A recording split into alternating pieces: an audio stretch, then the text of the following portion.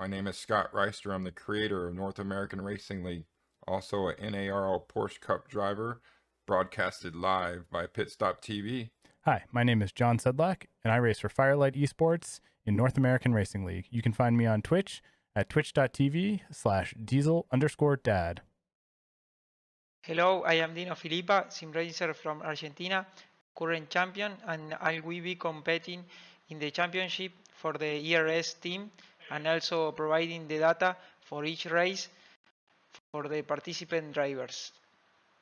Hey guys, I'm Marco Saavedra, and I'm a NARL Porsche Cup driver representing Infinite Racing Services.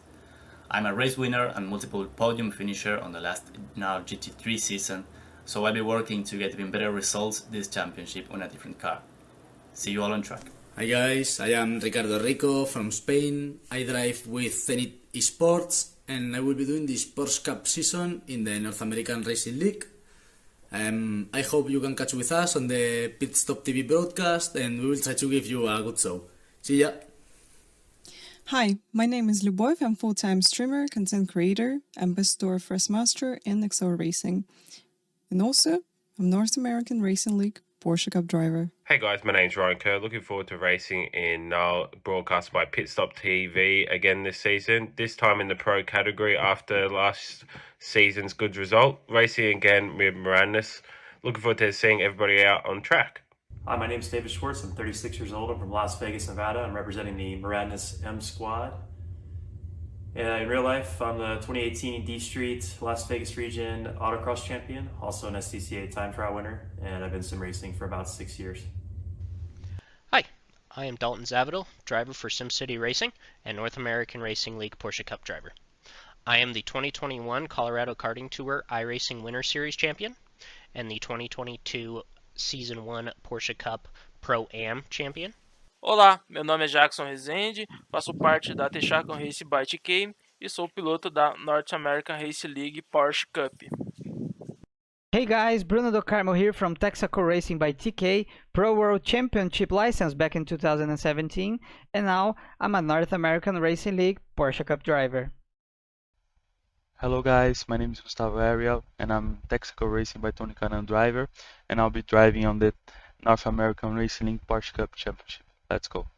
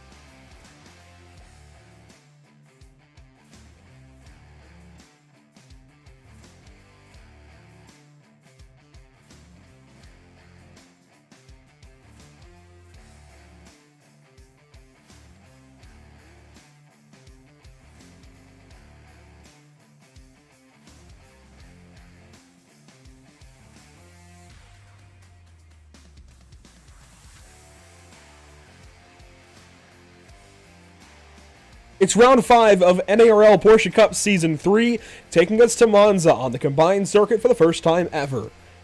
It's the first time these drivers will compete on the full length of an oval in this series, and tacking the road course on makes it that much more difficult to set up for and to manage. Welcome to Pit Stop TV. I'm Andrew Cardone IV with JP Costa alongside. Norway was a completely new track and challenge for NARL, but it also brought the halfway point in the season, and with it, tonight's biggest AM headline. 3 drivers have been bumped up to Pro-Am class, opening up the AM battle. No more Malad Harris, John Krumer, Chris Sanchez in our 30-minute opening race means that Joe Nagy and Ilya Speaker now fight for P1 JP, and that changes things up so importantly for this class of drivers, especially coming to the biggest wild card on the season, round 5 at Monza combined without chicanes this evening. Yeah, absolutely. Having the top two drivers in the new top two drivers, I guess we should say, in the M class, coming up heads to heads on this racetrack is going to be wild. But obviously, Andrew, not only that, all the way down to 6th place on the amateur class, they're separated by 10 points. So everything could still change. You can see right there, Joshua Lyons, 6th place, 10 points behind Joe Nagy and Ilya Speaker. So everything's up for grabs tonight. It's going to be a wild race, as you mentioned. I think this is the biggest wild card. Qualifying might not even matter on this race, but it's going to be crazy. After tonight round, I think we only have 3 extra rounds. So, things are going to get wild after tonight. Yeah, there's this race this evening, this event, if you will, this round, and then 3 more to go for points, and then the All-Star race, bonus race, at the end of the season at Long Beach. But you can see the amateur standings before you. Let's now talk about this racetrack. Boy, is this special. And of course, if you're unfamiliar with this layout, you might be looking at this wondering what in the heck you're looking at, and I can't blame you. This is Autodromo Nacional Monza with the combined without chicane layout. This is the Monza road course Grand Prix circuit as we know it today, with the old oval of yesteryear, if you will. So these guys start adjacent to the pit lane like normal, but only on half of the front stretch. Then they rocket into the right-hand banking of turn 1, down the oval backstretch, the right-hand banking of turn 2, and then finally they meet back up onto the traditional front stretch and down towards Curva Grande. However, there is no chicane there. They simply rocket on through, flat out through turn 3, Curva Grande, to turn 4, which traditionally we have the Della Roggia chicane, JP, and then it's just a flick of the wrist, left and right, into Lesmos 1 and 2. Before you come around Lesmos 1 and 2, then you go down to the Ascari chicane, and into Parabolica for turn 10. This is, quite frankly, the biggest challenge, I think, that we have seen for the North American Racing League, just because it is so outlandish. I mean, this track doubles back on itself. It looks like a paperclip almost, or 2 paper clips. I don't even know. It looks like a spaghetti mess. Like if we just took spaghetti and threw it up on the screen. This is a really, really hectic race that we have on our hands this evening. Yeah, absolutely. I mean, it's just wild. For how long? I mean, we were calculating pre-broadcast that the drivers on the start will be around, over a minute, I think? 90 seconds on throttle from Parabolica back, not even to Curva Grande or the Della Roggia chicane, all the way to Lesmos 1 and 2. Yeah, that's crazy. That's just an awful lot of time to be off the gas. I mean, I think that would be longer even if you went to Le Mans with all of the chicanes. But yeah, it's gonna be crazy. We were also mentioning, the tire temps. The left side tires are gonna be screaming once they exit the ovals. That could throw a spinner in the mix as well. But obviously, just the fact that you're gonna go through turn 4 flat out before breaking through turn 5.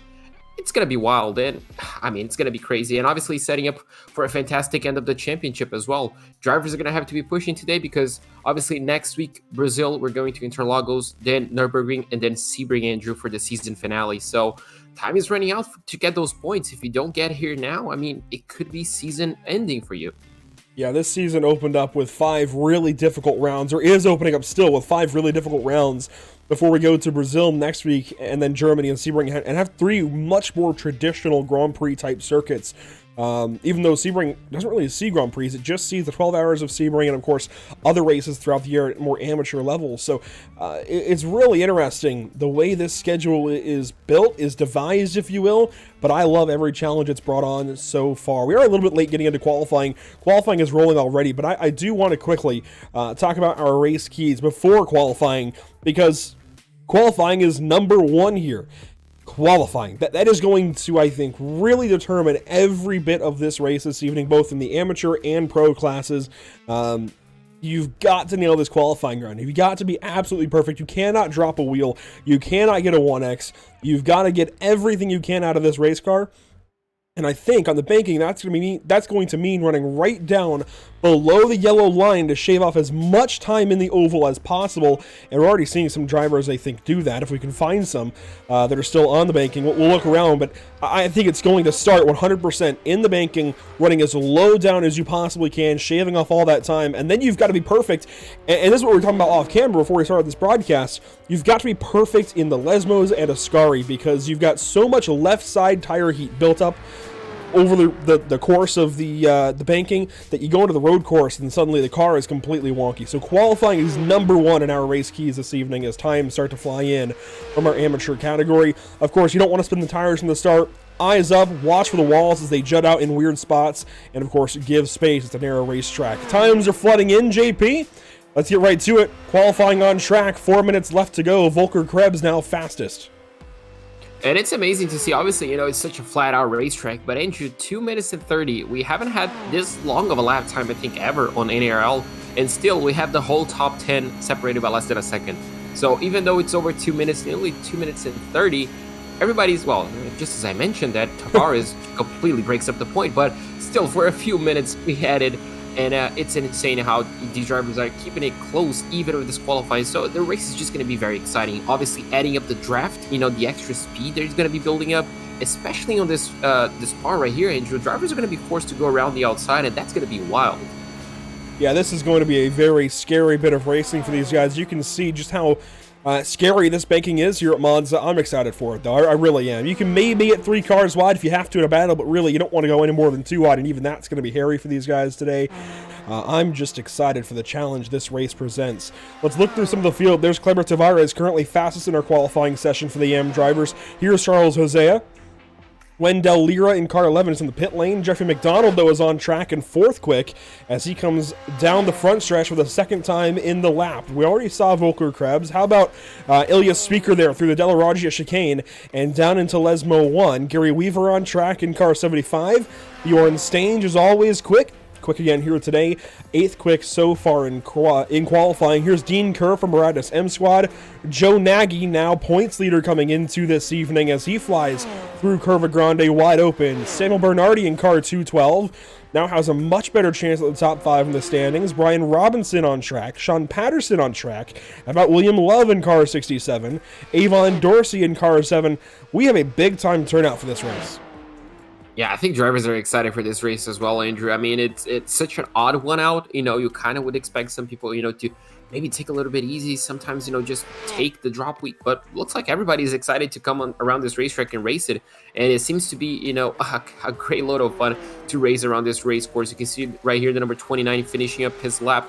Currently a 133.896. Let's see if he can improve exiting Parabolica. Robinson as well, finishing up his lap is not going to be an improvement. But still just turning up those laps, Andrew. It's important to get that experience on the race car. Continuing on through the field as times will come back in a moment. Here's Don Gottlieb. How about Keith Wilfred and a new Ricky Bobby paint scheme? Since we're running part of the oval, he's got to, well, we're running the full oval along with the road course. He's got to look the part there with the NASCAR, the Talladega Nights inspired paint scheme there on car 48. Kerry Corcoran in car number 8 comes across the line and does not go any faster. Jay Davis here in car 08. Otto Rosa, car 98. Chip Witt, car 171. Matthew Shervick back here in car 23. Then a few drivers who don't have times in yet. Nick Pollier in car 113. Eric Letsky, we haven't seen him yet this season. Good to see him in the field. Robert Guadagnoli. Joey Raymer here in car 76. Haven't seen him since Barber. Then Joshua Lyon in the 24 car. He's got to get a time in quick, along with Rodrigo Arantes, who is halfway to getting a lap in. And Philip Badurka in car 70, who doesn't have a time down at all. Let's go up to, it looks like the next best driver with a chance to go for pole, Wendell Lira currently. 3rd quick, JP. And the top driver that it seems to be on a flying lap. No, he's not a flying lap. This must be an out lap, actually. I'm not sure. But we'll keep looking then. Jeffrey McDonald, 4th quick. He's still in the oval in turn 2, so he's still in the opening portion of the lap. I'm not sure anybody else is going to have anything here. Yeah, I don't think people are going to have time to finish. You can see there just the speed, Andrew. That just gets me shocked. But yeah, I don't think anyone else is going to improve on their lap time. I guess we'll see how much time is added by iRacing, but I don't think it'll be much. Yeah, me neither. You can see right here, Bjorn Stange looks like he's just exiting the oval, so he's about to start the whole Monza lap. Oh no, he's actually on the backstretch, yeah. Yeah, backstretch of the oval, so he's not even on the actual, I think, Monza Grand Prix circuit, if you may. But yeah, wow. Nothing on iRacing as well. Kleber Tavares is going to go pole this evening then in our amateur class. And yeah, that's the issue with this lap qualifying as opposed to just time-based qualifying. There's no time added. It assumes that you're going to get your 3 laps in within the allotted time. These guys were not able to do so. They only got 2 laps on the racetrack, and that is a big-time challenge for these guys for sure. As we get ready to go racing for 30 minutes. Let's take a look at our weather conditions first. 82.6 degrees. Oh boy, that's really working against these guys. 113 degree track temp, JP. It is roasting compared to what we really expected. Partly cloudy as well, so there aren't too many breaks in the sun. This is going to be a tough one. Yeah, I think the iRacing gods have heard us saying that the tire temps will be skyrocketing as they exit it, and they wanted to just to make sure, absolutely, yeah, they will be burning up. But yeah, it's going to be insane. And you can see already, Andrew, how tight things are. But Clever Tavares, the number 92, is going to line up in pole position. Just alongside of him, the number 100 of Charles Hosea. Third place goes to Wendell Lira. Fourth place, Jeffrey McDonald, the number 13th place on an all-time high qualifying session for him. Fifth place goes to Volker Krebs. Ilya Speaker, the number 06, lines up in sixth place. Seventh place goes the way of Gary Weaver, another all-time high qualifying session for him, and Bjorn Stange in 8th place. Finally, row number 5, we're going to have Dean Kerr and Joe Nagy. Starting 11, that's car 212, Samuel Bernardi alongside Brian Robinson. 13th, 14th, Sean Patterson, William Love. Great qualifying efforts from them. Starting 15th, Davon Dorsey alongside Adam Ballard. 17th spot, Jay Robinson. Don Gottlieb starts from 18th this evening. 19th and 20th, Keith Wilfred and Kerry Corcoran. The rest will scroll by, but I want to direct our attention over to the race details now. Bottom right of the screen. It's a 30-minute race. 80% fuel limit. These guys have the fuel to go the distance, but when we get down to pro racing here in a little bit, JP, we're going to be talking about some increased fuel usage, and we'll see a little bit of it here in the AM race. These guys still won't have to pit for fuel, but they are going to be using a ton of it in this lap around here at Monza. 31 cars, the field, as we get ready to let them loose for 30 minutes of racing at Monza on the Grand Prix course and the oval. Green flag at Monza. This is going to be fun.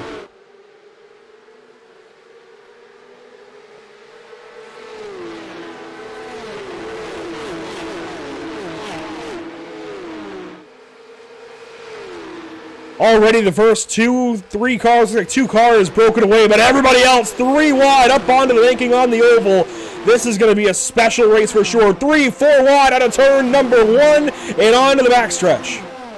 That was insane. People were running already the fence line, the very much outside lane, and you told us, Andrew, the top 2 definitely breaking away the pack, essentially right on behind our catch. Oh, there we go. No. The first one, we're going to have a big crash. There it is, the whole field. NASCAR style. The big one came on lap number 1. Everybody's in it. Everybody's in it. Aside from the top 2 or 3, it looks like the top 6 get through it. Everybody else smashed them up in turn 2. And, well, that's already a big portion of this race decided. It's a drag race down to Curva Grande for the top 2 as Ilya Speaker blocks into turn 3. Volker Krebs wants by. Oh, boy, we've got chaos. Yeah, we do. These guys are not going to stop racing, Andrew. You can see right here the speed that these guys are taking obviously are going to be much higher than qualifying. And now you decide, do you go down the inside? Looks like Tavares is not going to go to number 92. He's going to hold off as we go into Lesmos. The first time I think these drivers are going to be using the brakes this lap, at least the top few drivers. But yeah, you can see all of them now in a very close field. That's right, the first time these guys are hitting the brakes here in the Lesmos. That's how special this place is, as one car went off a bit wide. I think that might have been 4th place Volker Krebs. 21 cars are left on the racetrack out of the 31 that started. That means 10 are in the pit lane after all of that, including Charles Hosea, Jeffrey McDonald, Dean Kerr. Make it 11 cars now. Charles Hosea, Jeffrey McDonald, Dean Kerr, Samuel Bernardi, Sean Patterson, Don Gottlieb, Kerry Corcoran, Otto Rosa, Rodrigo Arantes, Robert Guadagnoli, and Philip Badurka are all stopped and off of the racetrack in the pit lane. This is now, make that a 19-car race. 12 cars in the pit lane. Yeah, that's crazy. And that's just how quickly things can change, Andrew. We had a massive pack. All it took was one small mistake, and then pretty much, a lot of cars, over 10 cars, were already eliminated. But, well, that's how long it took for them to finish one lap, Andrew. Nearly 3 minutes after the green flag has dropped. Are we ready to do it again? Yeah. Lap 1 finally complete, and they burrow back onto the oval. Whoa, real close. Wendell Lear, Clever Tavares, side by side. We want to leave this and go to the replay from the start, but we also don't want to miss this battle for the race lead. It's going to be tough. We'll wait for them to at least get off of the first corner of the oval here on lap number 2, and I might have to wait a little bit longer as we've got another crash. Joey Raymer, Adam Ballard. Actually, not a crash. This is everybody else now hitting the pit lane. Of drivers that are going past the pit lane, so far there's only 10. Wow. You can see just everybody just trying to park the car, get a quick repair, a fast repair, I should say, and, well, pretty much exited. Meanwhile, you can see these drivers right here still on lines of 2, Andrew, going side by side, and now they entered the normal Monza GP layout, and I think we're going to go 3 wide. It's NASCAR pack racing down the back stretch, front stretch, I'm not sure what to call it here. Down to Curva Grande, you can see some cars back up onto the oval out of the pit lane. Wendell Lira, the lead car on the outside, Cleber Tavares on the inside as they fly into Curva Grande. Third place is Ilya Speaker, then Volker Krebs, Bjorn Stange, and William Love in this 6-car pack out front. Now that they're single file in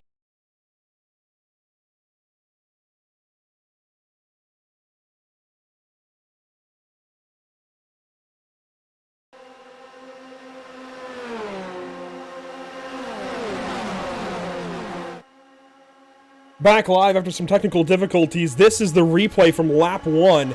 Everybody flying down into the oval. Volker Krebs bullied one driver off into the grass, and that's what causes all of this, JP. We're going to look back one more time and see who that was that got pushed into the grass by Volker Krebs. And I believe that is going to be Joe Nagy. And yes, this is Joe Nagy's perspective down into turn 2. So you can see he's holding the inside, and then just a small contact, and that was enough to really upset his car. And wow. Well, after that injury, you have pretty much absolutely nothing to do. You just hold the brakes, but well, the whole pack is coming after you, and you can see right there, everybody just absolutely destroyed. And well, I think there was over 15 cars in total that were damaged, maybe even 20. 20 to 21, yeah. Yeah, so just that how many cars were damaged just by, one small contact. And you can see the run that Philip Aderka was having. He just got a massive slingshot, but unfortunately, we came to know it, it would be all in vain as now he heads into the back straightaway of the oval section, and everything's going to be happening in front of him. Yeah, here's Philip Aderka's on board into turn 2. And it all just, there's nowhere to go. He's on the brakes, gets turned around. Oh my goodness. Wow. Incredible. Yeah, that's insane. Just how quick he got hit from behind, surprisingly. They didn't even hit anyone in front, then obviously got hit again.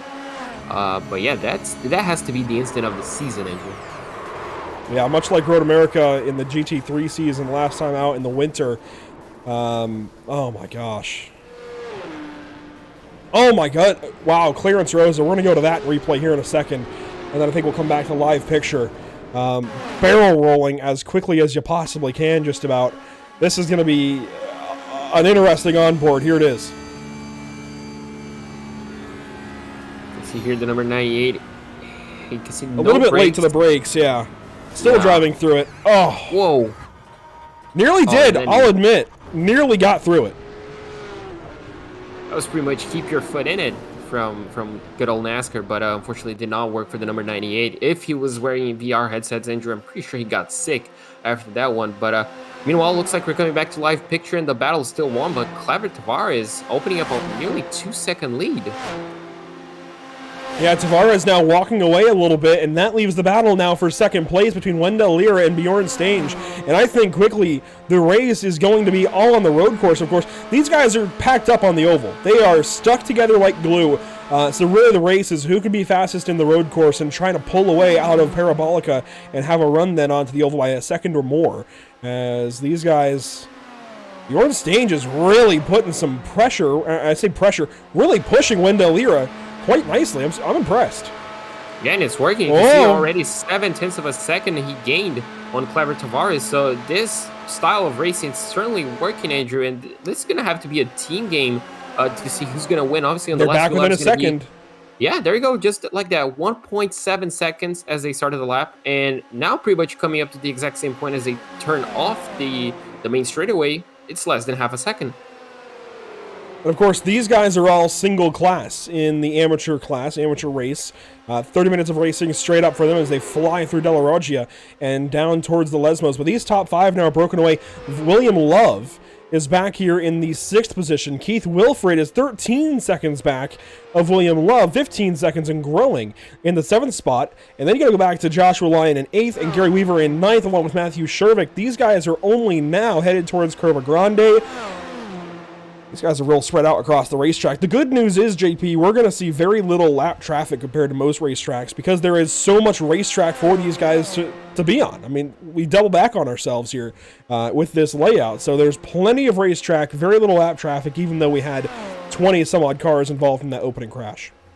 Yeah, absolutely. And even if they catch up to lap traffic, I don't think it's going to be any factor. You know, the lap traffic can essentially just let the leaders go on and essentially, well, just hold back from the pack, trying to catch up to the drivers in front.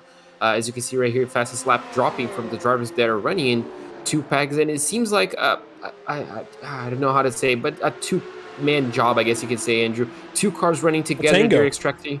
Yeah, tango. There we go. They're just, no, the drivers that are running on pairs. There we go. That's the word I was looking for. Tango, tandem. That's what we say in NASCAR. It used to be the 2-car tango. Oh, there we go. So yeah, they're putting the fastest lap times, and you can see right there, Bjorn Stange was pushed as well, and now setting the fastest lap. So this seems to be the leading strategy right now. Now single file through your top 5.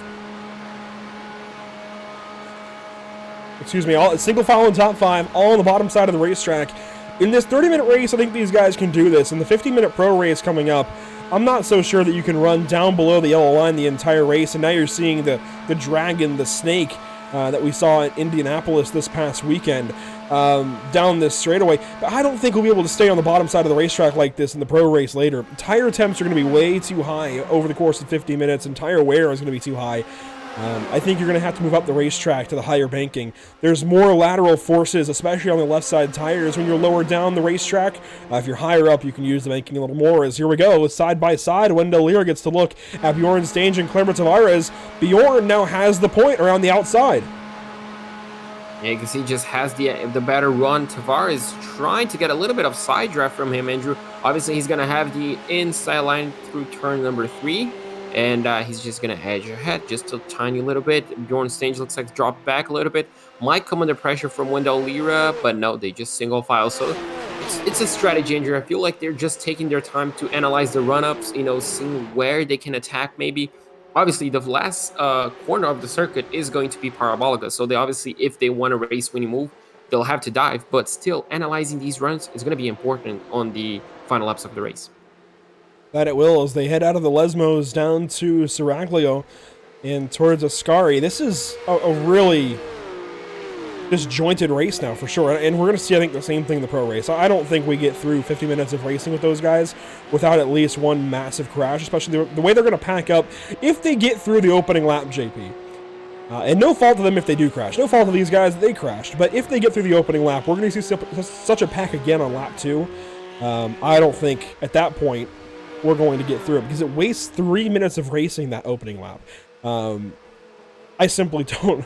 I don't think we're going to get through lap 2 without a crash, if we even get through lap 1 without a crash. These guys are just too hungry for positions as Chip Witt and Joey Raymer fight here to Curva Grande.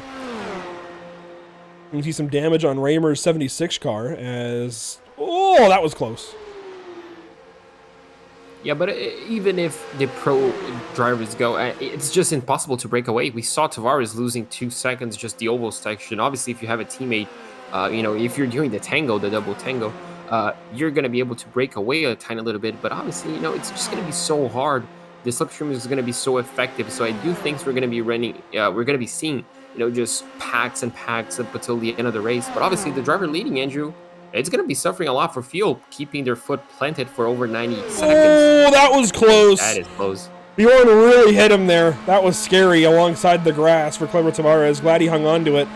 Bjorn is getting a little aggressive with that nose. And the one thing that NARL said about this event coming into it, Scott Reister in particular, was basically, you know, boys have at it as far as bumping and drafting and whatnot, but if you cause a crash, you're subject to penalties. Keep that in mind.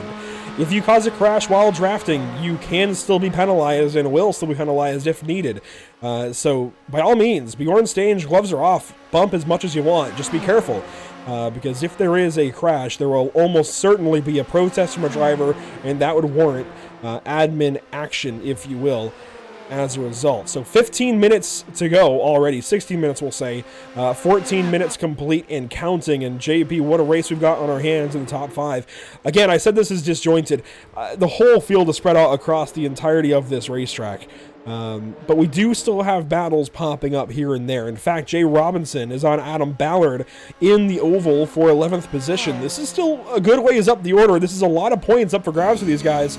But look at what Jay Robinson is up against. With all the damage, he is 0.8 of a second behind Ballard. Do you think he can draft up to him? Yeah, that's going to be the big question. You know, how much damage can your car take before it's completely ineffective on the slipstream? You can see right here, Ballard is pulling away, Andrew, on the slipstream. You can see the gaps edging ahead just a tiny little bit. 0.9 of a second, you should be catching up just a tiny little bit, and he's not. Best course for him, I think, Andrew, is just wait for these guys right behind him to catch him up and then use them, to get yourself up the racetrack. But still, with a tiny little bit of damage, that aero penalty, the drag, it's going to really cost you. Looks like some aero push there for Nick Pollier because he had to lift behind Robinson through Curva Grande. Maybe just lack of confidence in the car. He's lifting in places I would not expect these guys to have to lift. So we'll see if Pollier is able to push the issue at all later in this race. Here's Joe Nagy, who, by the way, started 10th and was the main subject of that opening lap crash when he got kind of blocked off the racetrack by Volker Krebs, who now runs 5th. Joe is really coming back through his field. He was as low as 19th, back up into 15th, and I know that's not a lot of spots, but that's a lot of ground made up. Yeah, absolutely. And obviously, it's important for him not to, give up, essentially, on the race, try to fight it. Obviously, he's leading the championship tied up with points with Elias Speaker, so it's an incredibly important round for him to be able to, if not win the race and outscore Elias Speaker, at least do a damage limitation race. All right, I'm not going to win, I'm not going to outscore, but I'm not going to lose all those points by not finishing. So 15th place, Andrew, it's a great result for him, but I'm pretty sure we're going to see the number 77 climbing a bit higher. And meanwhile, you can see right here the title rival, Elias Speaker, getting a good run. And well, we're going to be running rows of 2. It looks like she's going to be it's going to be up to 3rd place. Ilya moves into 3rd, and now he's going to try and clear down to the inside line for Curva Grande. As you see the side-by-side for the race lead just ahead, Bjorn Stange going to fall in behind Kleber Tavares now, meaning Ilya's got a chance, maybe, for this 2nd spot if he wants it. Into Della Raggia. I'm surprised these guys are still as flat out as they are in a pack like this. Those other guys in the back, I'm surprised they're lifting because they've had a chance now to pit, maybe get new tires, and they're in single or 2-car formations. I'm surprised these guys aren't lifting more, though, in a line of 5 cars flying in there, braking for the first time in 90 seconds. It's a long time. Yeah, absolutely. And Tavares has found a way to essentially counteract Bjorn's stage, obviously just holding the inside line. Bjorn looks like he's not confident enough to go around the outside just yet, maybe. Maybe as we enter the final few laps, he might try something. But so far, Tavares is just holding the inside line, Andrew, and he's doing that to perfection, leading the race. I don't think we saw the car going even as low as 3rd place so far. There go our leaders down the final backstretch, if you will. We've kind of got 3 backstretches on this lap. I guess you could say 2 and then 2 front stretches. It's really weird, again, how this race course is constructed.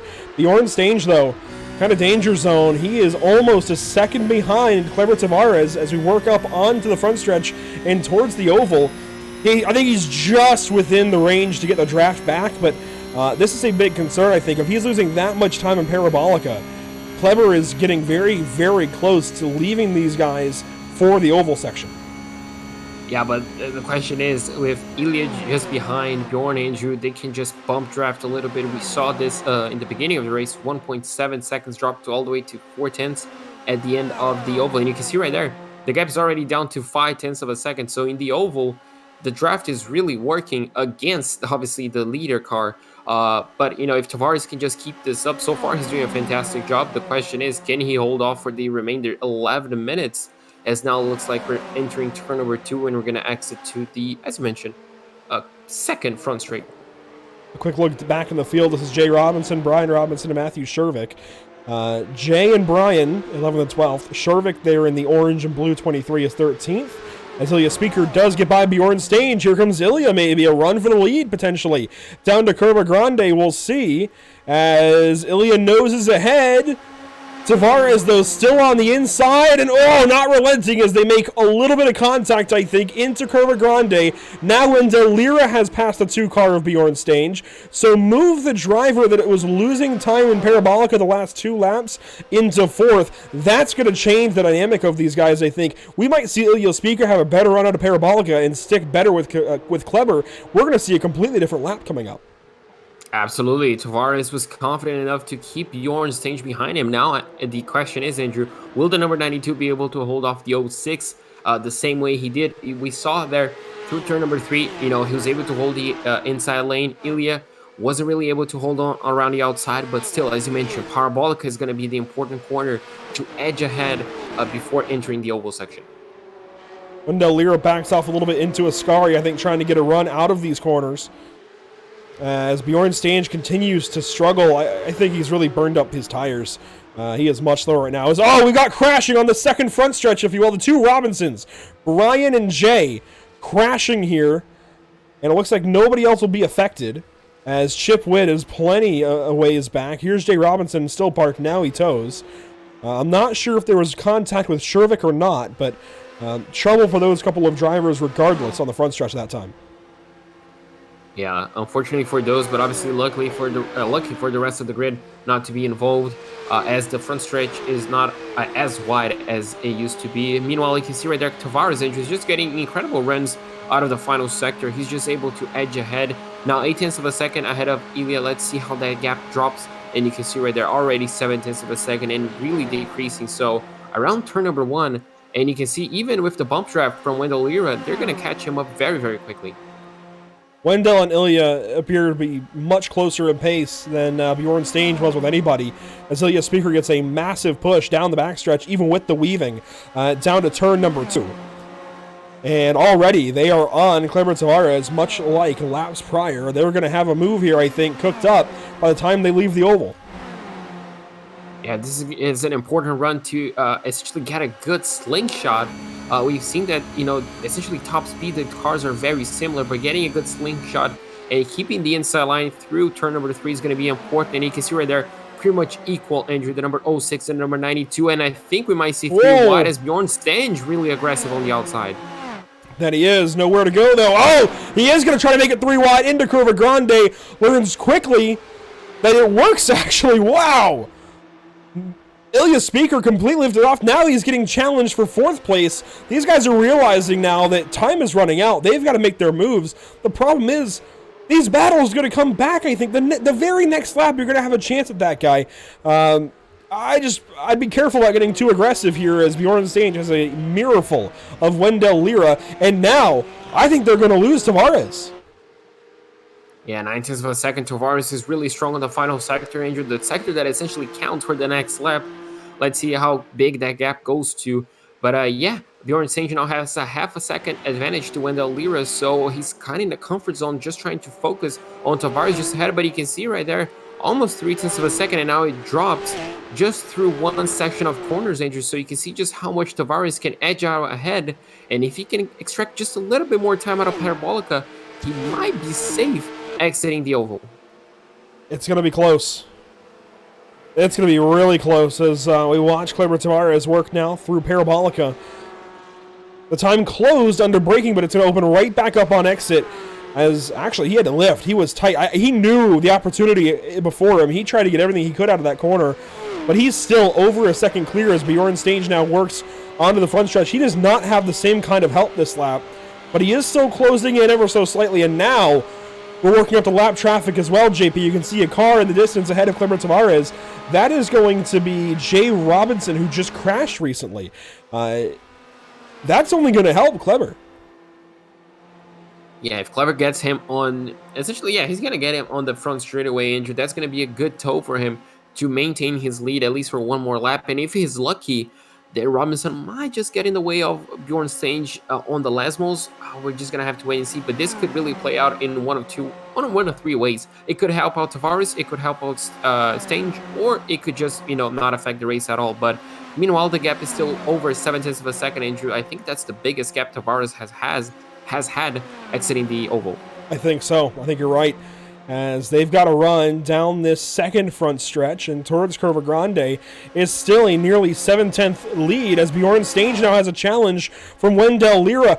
I think they're too far back at this point. I know it doesn't look like it yet, but I think realistically they're too far back. I don't think Bjorn Stange has the pace right now to hang with Tavares unless he can catch back up. He's back to a half second. But this is about as far back as they've been all race into Della Roggia and the Lesmos. Yeah, this is the part that Tavares really has to increase his gap, Andrew. Half a second as they enter the Lesmos. Half a second, and you can see right there Bjorn Stange really struggling, going wide. I've seen that lap and lap again. He's just going a little bit wide out of Lesmo number 1, and that's essentially costing him time. And you can see right there 0.8 of a second. Where's Robinson going to go? Yeah, and now the draft is going to help Tavares even more. The question is, Andrew, this is the part where Tavares is really quick. The car ahead might just get him in the way, and yeah, it does. You can see how much is slowing him down. Oh, this is really going to change things up. Kleber Tavares being held up behind the slower car. But actually, he played it nicely. He slowed the closing rate a little bit and is going to use this draft to Parabolica to try and gap Stange even before they get to Parabolica, the final corner on the lap. Now Bjorn Stange is going to be stuck behind Jay Robinson for this corner, a little bit slower. Wow, Tavares played that beautifully. I don't know if it's going to make a huge difference, but he played it nicely. Yeah, he sure did. You mentioned it. He came in slow in the corner, really got a good exit, and now he's going to have that buffer. I don't think Robinson is going to be attacking him as Wendell Lira now sets the fastest lap of the race, chasing Bjorn Stange. But yeah, now he has that one-car buffer, and you can see right there Bjorn Stange is forced to go high, Andrew. That is interesting. Surprised. I think he's trying to save tire. That was 2 laps to go. I think he's trying to save tire here. He knows he's going to have a run regardless as they all close up on Kleber Tavares with now the lapped car of Jay Robinson in the middle. Wendell Lira goes to the right side of the racetrack, siding with Robinson. Now he's going to go 3 wide and split him in the middle. Bjorn Stange way outside. 3 wide, turns to 2 wide. Here comes Lira. He's got to run. He's got to run. He's going to be stuck behind Tavares, but I think if he... No, he's not. He's going to be going down the inside. That could be a race-winning move there, Andrew. Incredible from Wendell Lira, pushing it down onto the inside. Now side by side, Stange is helping Tavares get a run back down the front stretch. I would think you'd want to help Lira here as there's a big-time block from Tavares back in front of Lira. That just reset the entire game. Yeah, that's exactly what Tavares needed, to hold the inside line through turn number 3. You can see there Wendell Lira, they just don't have the grip. They don't have the downforce. The outside just doesn't work on turn number 3. So essentially Bjorn Stange just helped the number 92 get back on ahead, Andrew, on prime position to win the race. Bjorn's getting real sketchy there through Della Roggia. Glad he hung on to it. By the way, only 3 cars out of this race. I know we had 20 in the pit lane after 1 lap. Only 3 are out of the race, those being Eric Letsky, Robert Guadagnoli, and Dean Kerr. William Love is now the final car in the race. Remember, he was 6th place not so long ago. I don't know what happened to him, but William Love has had something go completely wrong and is now 28th, 10 seconds behind his nearest competition. That is Brian Robinson with Jay Robinson as well. Back up to our race leaders with 1 lap and change to go. Up over the curbing, that's not what you want to see for Bjorn. Look at how much Tavares opened up. They were nose to tail as they exited the Lesmos entry, and it's already 9/10 of a second. So that final sector is going to be important. If Tavares does on this final lap what he has been doing for the entire race, the race is his. I mean, Bjorn's going to have to throw a magical sector, and you can see just how much he's struggling, Andrew. The fronts are just not working for him. As we take the white flag presented by Whiplash Simcams, we're going to take a look back here in a moment at Joe Nagy, who is now 10th place, as there's the white flag officially. Let's go on board. Here's Joe Nagy challenging Adam Ballard, and JP, this is for position 9. Joe Nagy has worked from 19th into the top 10. It's not going to save his points lead, well, that being tied with Ilya Speaker coming into today, but it's really going to help his case. Now, these guys do have 1 drop week now figured into this season, so this race may still be the one that doesn't count, but if he has to rely on this race in the future, if he has to drop another race instead, this is really going to help him out to not lose too many points. This is a big-time recovery drive. Really impressed by Joe Nagy so far. Yeah, absolutely. We mentioned, after we saw him, I think it was 15th place, that, I was expecting to see him way higher up. And, well, There you go, makes a move up to 9th place.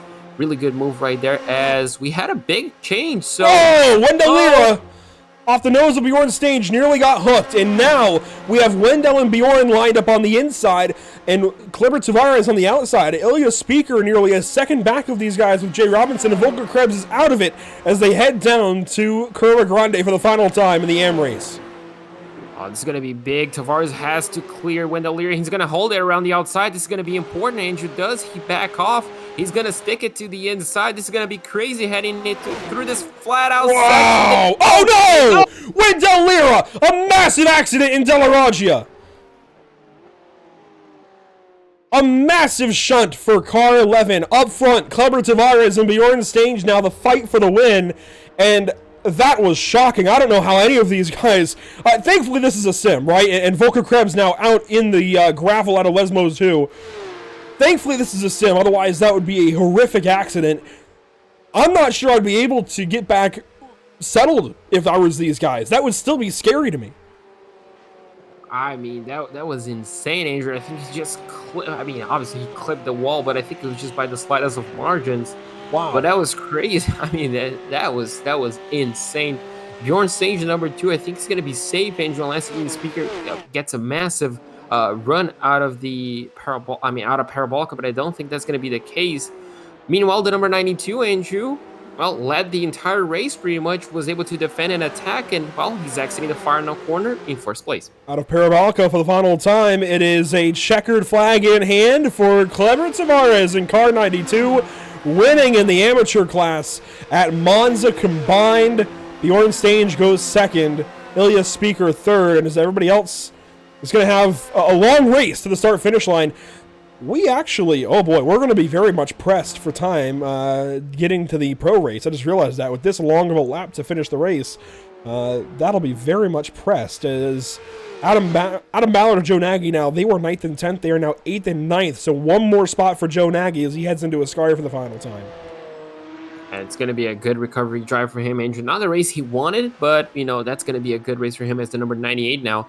Looks like Clarence Rosa just had an incident on the final lap. That's not great, especially at the halfway point of the lap, essentially. You know, like you see more battles right here, Andrew. Looks like a few races are going down to the wire, which is very, very exciting. There's Keith Wilfred. Here is Gary Weaver to the start-finish line to finish 7th place. Fantastic run for him. Joe Nagy and Adam Ballard in teammate formation will come to the line in 8th and 9th positions. And further behind, it will be, let's see, Nick Polliard will come across and finish 10th. Charles Hosea will come around in a moment ahead of Avon Dorsey to finish in 11th and 12th, respectively. Yeah, Charles Hosea now exiting the final corner to cross the finish line in 11th place. Avon Dorsey looks like it's going to finish in 12th place. Chip Witt right behind them. And then Matthew Servik at the number 23. Quite a damage back into that Porsche, Andrew. But, I mean, what a race. And the fact that we're still talking about drivers finishing just, you know, I guess shows again how long this lap is. Jeffrey McDonald, who we saw just hanging from hanging from a wall before even lap 1 was finished, now crosses the finish line as well. That was crazy.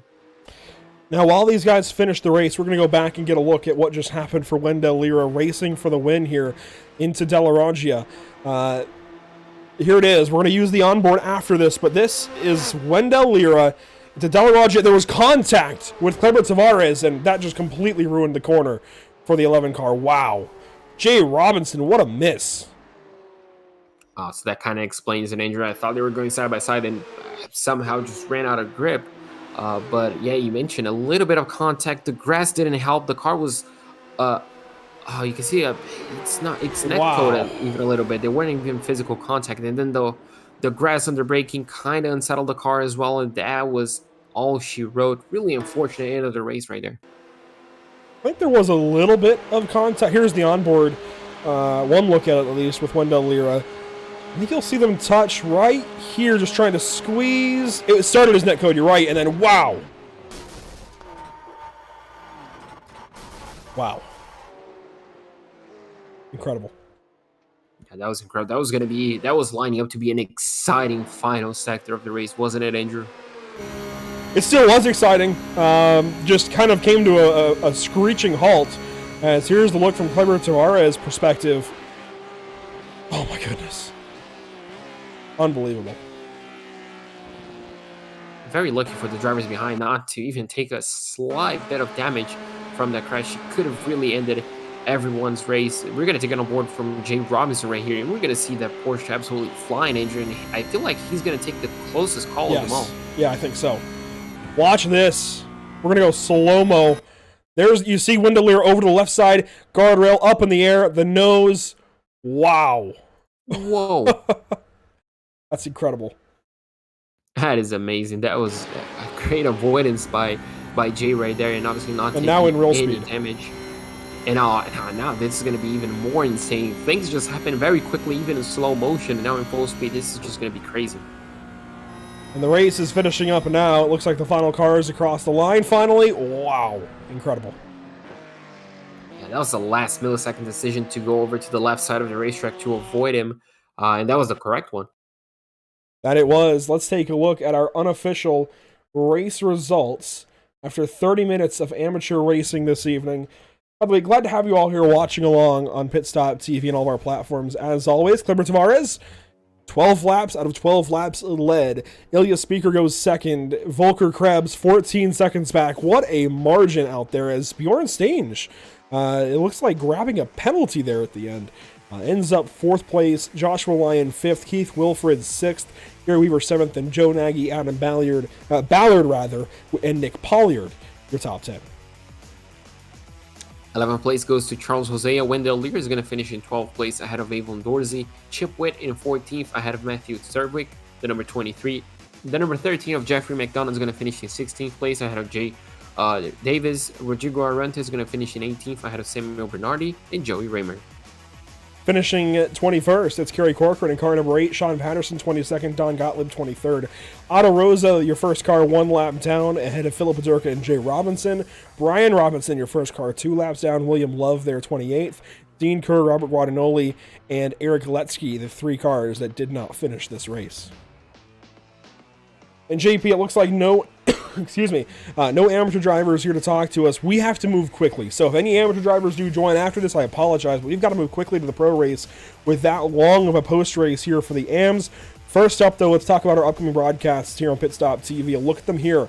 As next up, Sunday, we head to Road America with the Sim Pit Radical Series at 1:30 Eastern. And then on Tuesday now, a schedule change for these guys. The D-Line Racing League is now going to Phoenix International Raceway, the 2008 scan, the old legacy scan, on Tuesday, June 6th.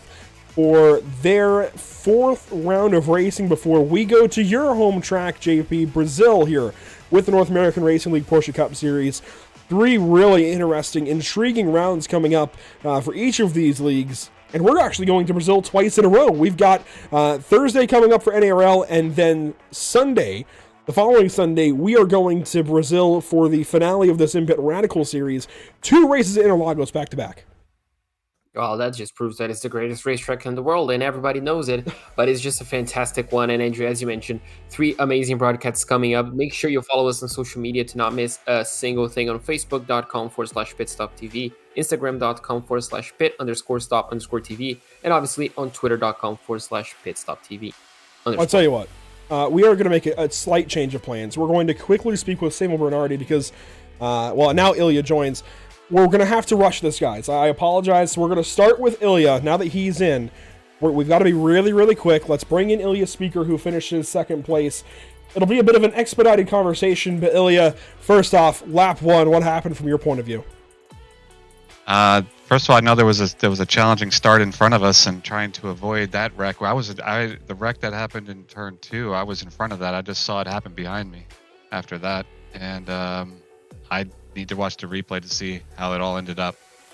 Well, that's always good. If you didn't see the crash we're talking about on lap 1, that's a good sign. You raced it out with Kleber and Volker and everybody else there until the end, and certainly it came to a screeching halt for Wendell Lira. Thankfully, you went on by, and then you ended up collecting 2nd place.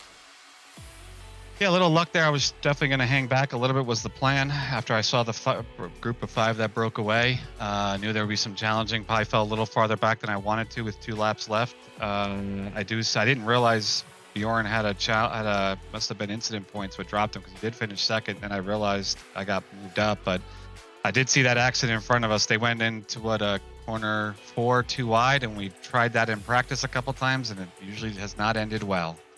So feel bad for Wendell. He had a great race, and Tavares was fast all day. He had that last corner really pegged really well, so it was hard to try to challenge him. So he deserved the win today. Well, Ilya, we have the pro race coming up. Thank you for your time. Glad we got to talk to you at least for a moment. Appreciate it. And I'm sure we'll be talking to you next week as well.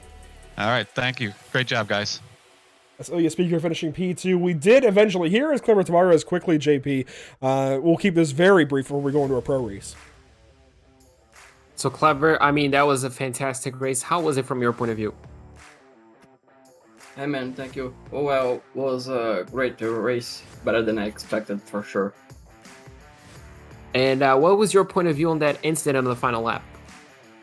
Well, it was the final lap. I had to be side by side with him, and I was just in a straight line when he came down to make the turn, like if I wasn't there. So it was very unlucky, but I would have to lift to avoid, and I just would not be the perfect call there. Yeah, absolutely. It was obviously, as you mentioned, the last lap of the race. You were racing. Unfortunately, it did happen. But yeah, Clever, we are sorry that we have to make this so quick. We wish we could have given you a longer interview, but the pro race is coming up and we got to cover that. But well done on the race victory today. See you next week. Thanks, man. See you. Clever Tavares does escape Monza with the win. And JP, with all the action we saw this evening, we completely forgot to talk about Driver of the Day. What we're going to do, we're going to pivot. We're still going to have the vote as usual, but while we go to intermission, we are going to hold that vote. So, JP, 2 nominations. Let's go for Driver of the Day here for the amateur class. I'm going to go for Joe Nagy.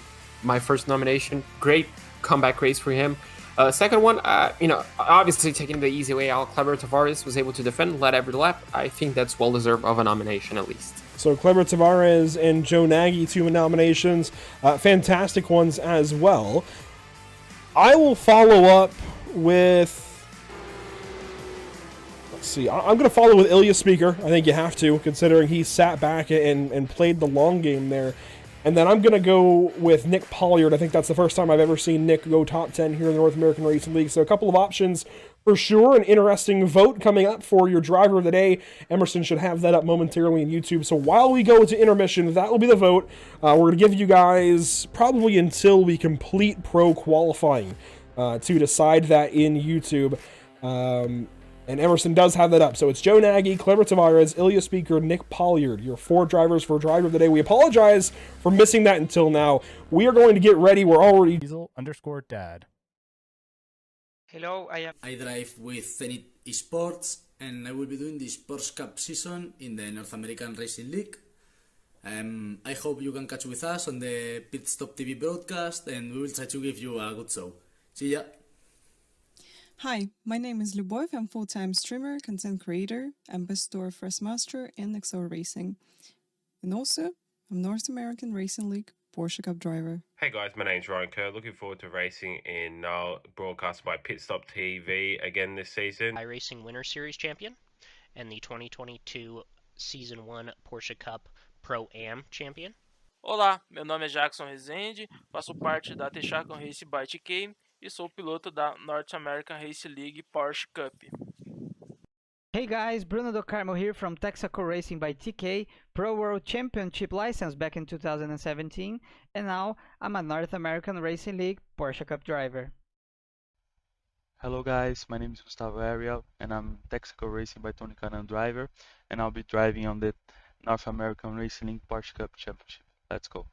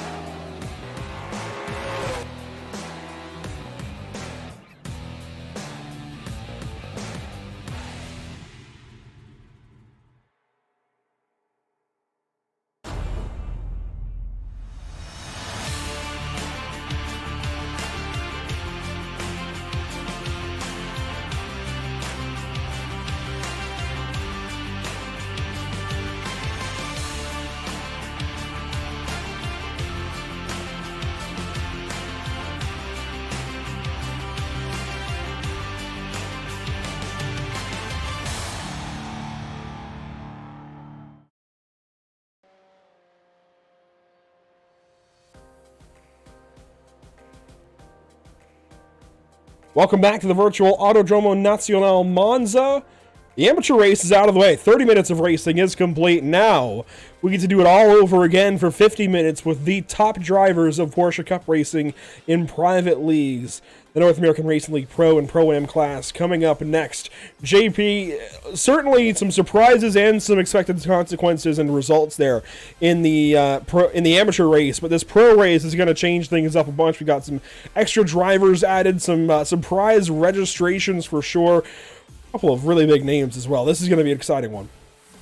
And don't forget, I think the biggest point as well, 20 extra minutes of racing, that's certainly going to play a huge factor. We were kind of, speculating if we were to have an extra pit stop. Certainly a possibility given how long the drivers spend in free air. And I'm pretty sure, Andrew, if you're trying to force the driver ahead of you into an extra pit stop, you wouldn't mind sitting behind him and making him, keep his foot on the gas throughout half of the lap. A reminder that the driver of the day vote for the amateur class is still live. And you have about 7.5 more minutes to vote. Cleber Tavares has 1 vote and is leading. So guys that are watching, we have plenty of you that can go and vote. Joe Nagy, Ilya Speaker, Nick Polliard, and Cleber Tavares are your options. Go get your votes in now. We had that up while we were at intermission. We still have that up. Get your votes in for amateur driver of the day from the AM race that we just saw take place. Here's a look at your track map. I've been looking at it for a couple of moments. Now let's talk about points for the pro category. And you'll notice we had 3 drivers left off of the amateur standing because they are now moved up into Pro-Am, JP. Those are Milan Harris, John Kroom, and Chris Sanchez. They start now from 0. So they're 125 points back of Alex Jenkins, who leads in Pro-Am over Alec Bergstrom, and Miguel Colon. Luen Ha, only 1 more point back. Martin Grebigna, only 1 more point back. Thomas Rayleigh, only 1 more point back. Everybody in the top 6 very close on the Pro-Am side. And even on the Pro side, we've got one hell of a points battle. Dalton Zavadil, 5 up over Ricardo Rico, who is 3 ahead of Dino Filippa, 2 ahead of Gustavo Erdiel, and Scott Reister is still in the top 5.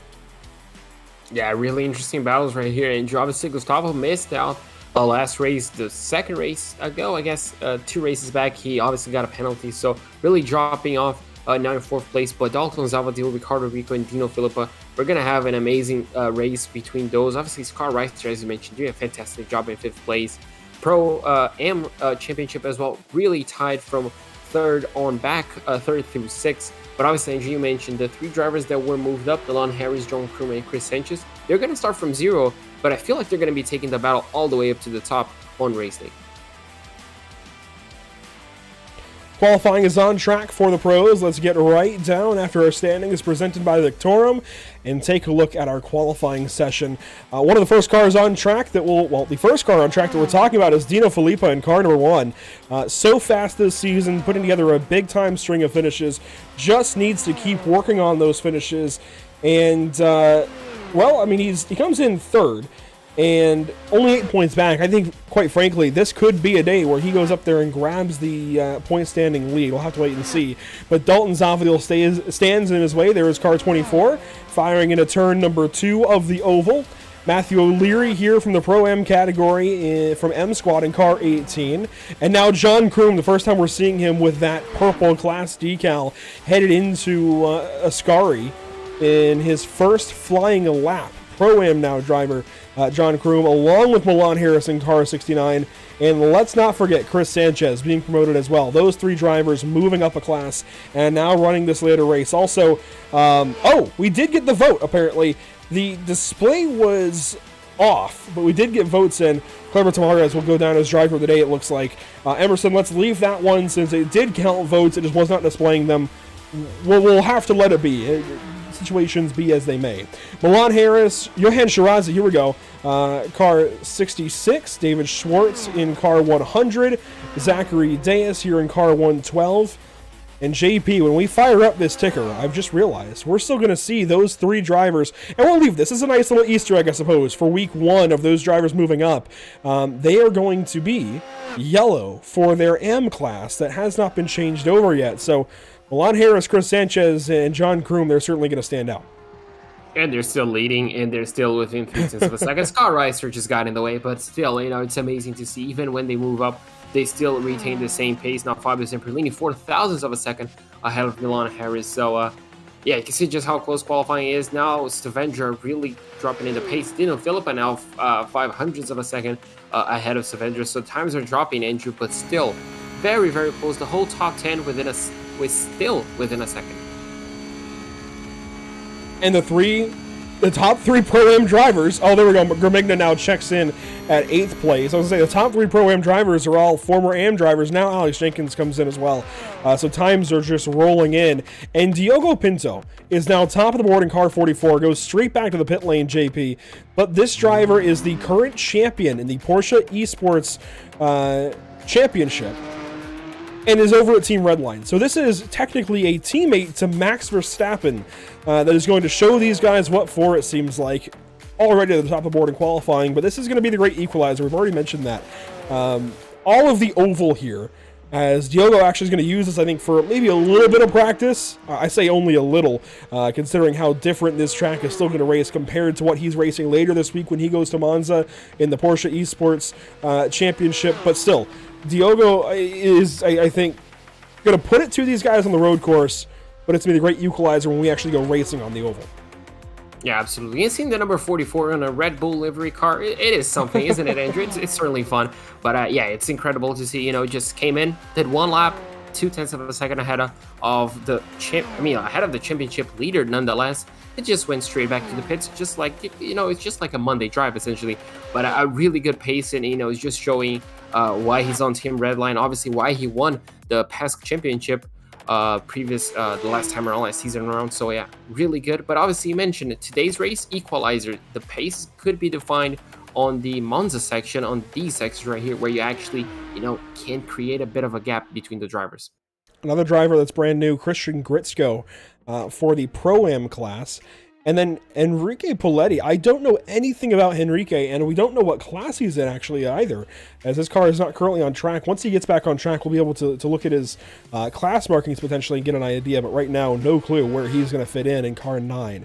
There's Luan Hott. He's got a couple of Pro-Am podiums so far this season, but well down the order right now, no time complete. Dominic Turcotte, same deal, as Love 46 tries to get a time in here. Love 46 is down to Parabolica this time to complete lap number 2 for her run. This is her only chance at a run. This is her only chance at a lap time. It had better count. Yeah, it has to be good. Andrew, qualifying is extremely important around here to make sure you start up in the front to avoid any sort of troubles early on in the race. Love 46 coming across the finish line, 32.1. 27th. Oof. Yeah, that's going to sting a little bit, Andrew. That's essentially within the danger zone, I guess you can say.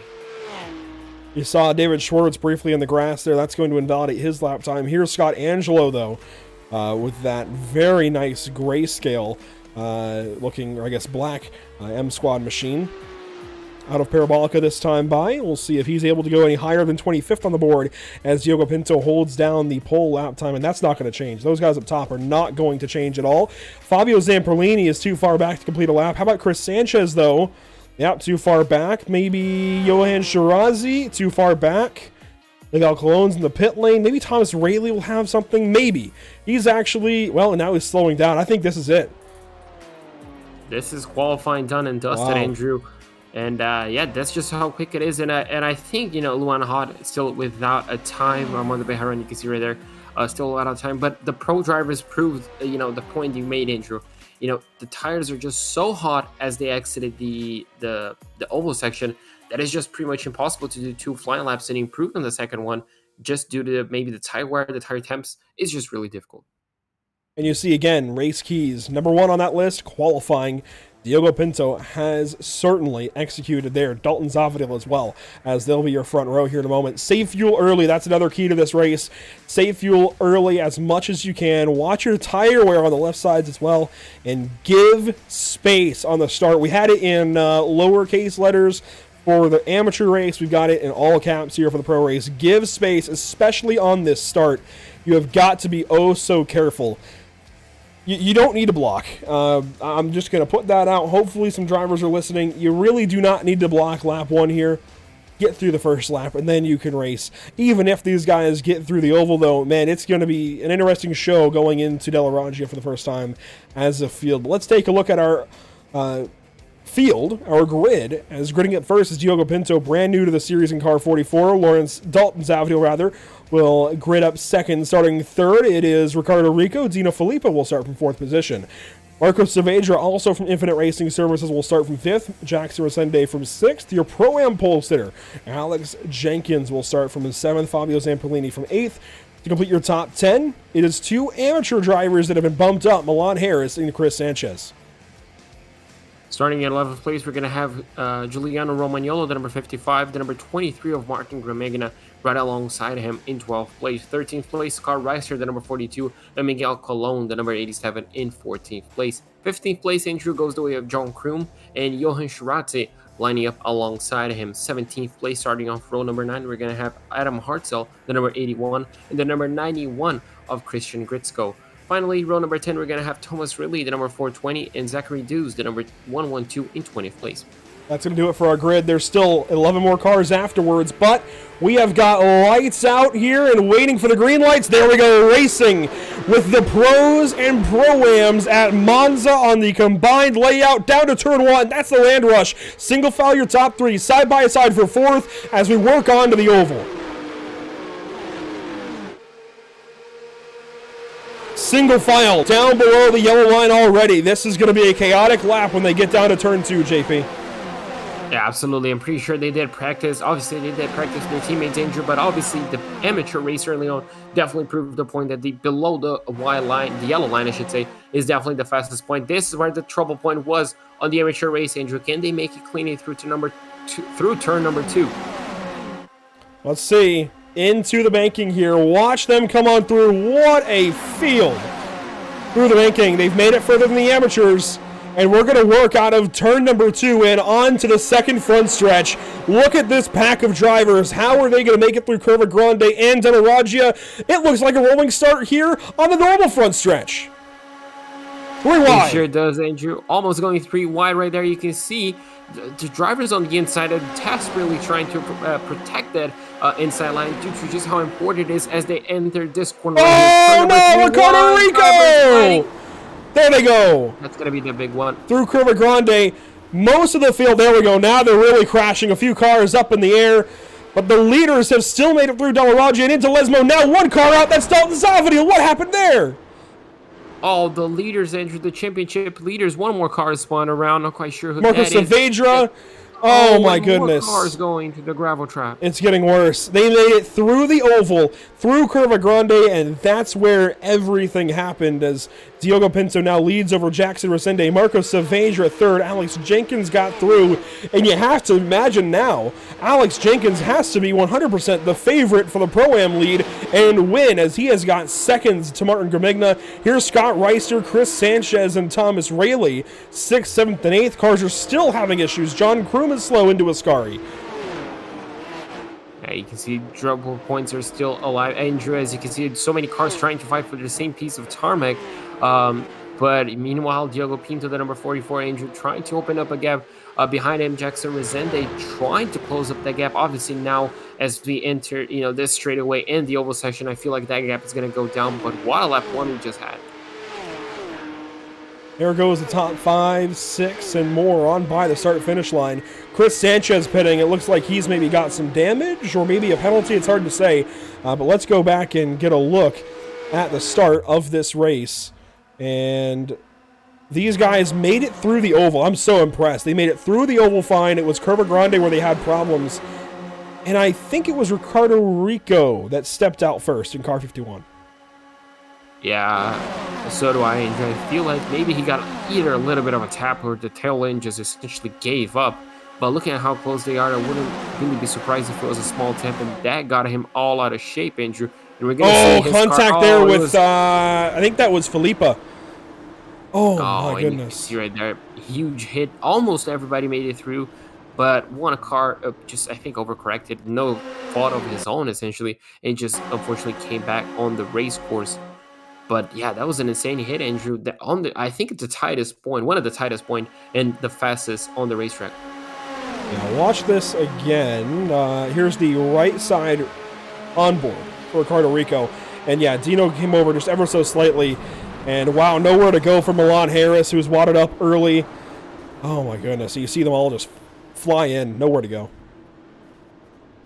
Absolutely no chance. And obviously later on, Dalton Zavadil, you can see one car on the air right there. Dalton Zavadil just had troubles one corner later. And this is the onboard from Milan Harris. You can see right there. Oh, and just essentially followed. It was essentially a target lock on his car. Oh, Chris Sanchez got a big hit there.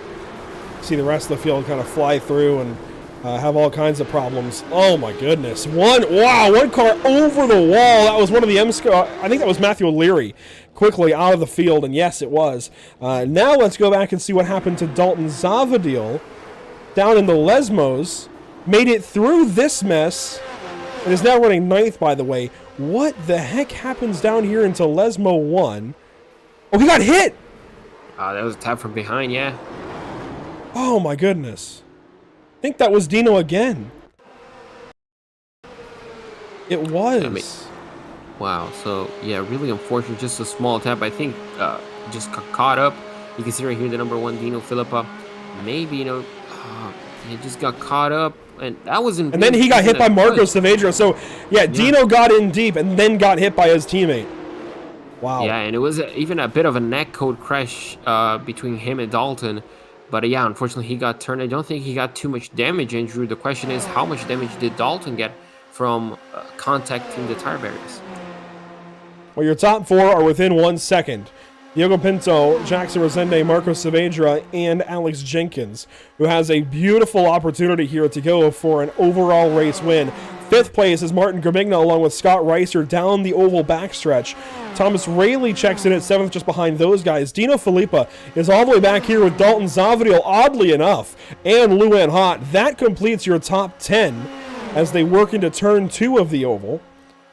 Armando Bejeron here side by side with Love 46. JP, Love 46 started 27th and is now 11th. I take that back from being close to the danger zone, Andrew. That was the optimal zone, it seems like, for the start. 27th all the way to 11th, now battling side by side. That's what we call a start. That's for sure, as there's our leaders, our top 4 into Curva Grande, nose to tail. What a sight that is, as they'll fire down to Del Raggio this time through what isn't a chicane, but is kind of a chicane still, as some cars side by side here into Curva Grande. Christian Gritzko, John Kroom, and Adam Hartzell side by side, and now single file. And you can see right here through that turn number 3, Andrew. Amazing camera, by the way, on that curbing. Just really shows the speed of the cars. And now as they head into this quick chicane, quick flick of the car. But it's really easy to kind of overshoot it, and you really have to be precise with the speed these guys are carrying. And then obviously what was once a small braking zone turns into a big braking zone as one car goes spinning around. Dominic Turcotte gets it all wrong on the exit and now facing the wrong way. That's something I did a lot, and that's what I was talking about. When you get to the Lesmos, there's so much left side heat. The car over-rotates compared to the right side, and you just go for a spin. There's really nothing you can do about it. I did that a ton in practice ahead of this race. I can't even begin to blame Dominic for that spin. That's so easy to do with the tire heat that gets built up. I do want to go further back. One more group of cars back here. Stacy Bertrand, Alec Bergstrom. Actually, Johan Schrazi, Stacy Bertram, and then Alec Bergstrom back here. 25th, 26th, 27th. Mostly because of Alec Bergstrom, who is back here. 27th spot, JP. He comes into today racing only 7 points back of Alex Jenkins for the points lead. It's going to completely change for him. This is a really awful way to start the day. Yeah, absolutely. It's just the two opposites. Jenkins obviously leading in 4th place, Andrew. I mean, even a little bit more, he'll be leading the overall race. And Bergstrom, unfortunately, not having the best day. Really unfortunate, but still, we saw how easy it is. Not easy, but how, I guess, achievable it is to move up in the grid, Andrew. After an instant, we saw Joe Nagy the previous race. The 166 still has a very good chance of damage limitation and getting a good result here tonight. More troubles for your points leader. Dalton Zavadil, we mentioned he is back here. Oh, nearly hooking Dino Filippa there into turn 2. I think there's some damage because he has not been able to get Dino completely clear of this fight with Luan Hot. They keep racing. Luen has got some decent road pace. That's what I'm trying to get to, as I say clearly 3 times. Luen's got some road pace, it seems like, and Dalton just can't get the one car clear. Can't get these 2 pros away from the Pro-Am. It's going to be a tall hill to climb for the 24 car. Yeah, absolutely. And obviously, he wants to outscore the number 1, and now having to fight Luan hot. Yeah, and you can see right there, Luan now is going to allow Luan to go through. Maybe allow Luan just to battle a little bit on Dino. But yeah, still not the best of start for the number 24, Andrew. He's going to have to wait until the pit stops to get that damage fixed and try another time on Dino Filippo. And a reminder, as wow, where is Gustavo Ariel? He is, let's see, he is back here in 21st position, by the way, because he is now, I was going to say he would be set to take some points away because Dalton is down in 10th. Ricardo Rico, of course, was the first car that got turned around and all that. He is 23rd. Dino Filippa, at least, is doing okay. Well, he's racing with Dalton Zavadil now at 8th spot. But Gustavo would have a chance to take over and take some points away, except he's in 21st. Got swept up in all of that crashing and is back here as well. You have to go all the way down to Scott Reister and Marco Saavedra for guys who I think are going to benefit from that lap 1 crash. Because you got Scott Reister in 5th position. What just happened, actually? That was a little odd. I think Gustavo maybe realized he was better off sitting back behind and was kind of getting a little impatient there. Yeah, but it's really weird to see Gustavo just such a ways back, Andrew, from 21st place. Obviously, we didn't even get to call out his name on the grid, when we were mentioning the name. So I kind of really thought that he was not racing this time around again. But yeah, 21st place, he has a long mountain to climb. Meanwhile, as you mentioned, Scott Reister doing a fantastic job, Andrew. 5th place for him. Doing well to hold on to this position. Obviously, a Pro-Am battle just behind him. He's going to be clear of that, not having to really worry about. But still, he has to make sure he finishes this race. If you recall, where was it that he had an incident? He was running 5th place, was in Barber. So, getting a good result for him, it would be huge for his championship. It would be, for sure. As you take a look here at Scott Reister, Martin Gramigna, and Thomas Railing. Armando Bejaran and Love 46 now are 11th and 12th. As look at this fight. They have gained Adam Hartzell, as I think, excuse me, Adam might be faster with less damage than Love 46 and Armando Bejaran. So a lot happening as Scott Reister gets passed up into Curva Grande by Martin Gramigna, who is 2nd. These guys are 2nd and 3rd in class, Gramigna and Rayleigh, as they now sandwich Scott Reister, headed down to Della Raggia. And Alex Jenkins, of course, leads that class, as Alex is following up 3 pros, and look at how tight they all are. Pretty much nose to tail, Andrew, and you can see right there, essentially a train. Everybody following the exact same line. Really cool to see. And I don't think they're going to be getting away from each other anytime soon, unless some of them gets a big mistake. But now the question is, Andrew, you're Alex Jenkins. Obviously, you're chasing 3 other cars. You're getting a huge slipstream. Obviously, you're going to be thinking about saving fuel. And judging by how this race is going to go, Diogo is definitely on the worst case scenario, just pushing on this field. And he's not here in the points battle, so Resende certainly does not want to pass. Saavedra doesn't want to pass either one of them. Saavedra's in a really good spot where he's still got a car behind him that he can rely on to push him back up into this fight. So these guys, I think Jenkins is able to save a little bit, but he also is so far ahead at this point of Martin Gramigna that he doesn't have to worry too much. I mean, you can see 6-7 seconds back to the next car, which is now Martin Gramigna that it's tracking to, even though it says Scott Reister update right here. Maybe in a moment it will at some point. Gramigna comes across the line. That's how far back. There we go. Finally updates. That's how far back Martin Gramigna is for Alex Jenkins. This is a really good spot to be in if you're car 9. I don't think he really has to save fuel. I think he still should, but I don't think he has to. I mean, the point that he's saving fuel right now, he could even challenge for the overall race victory, Andrew. And I think for that reason, he might have to.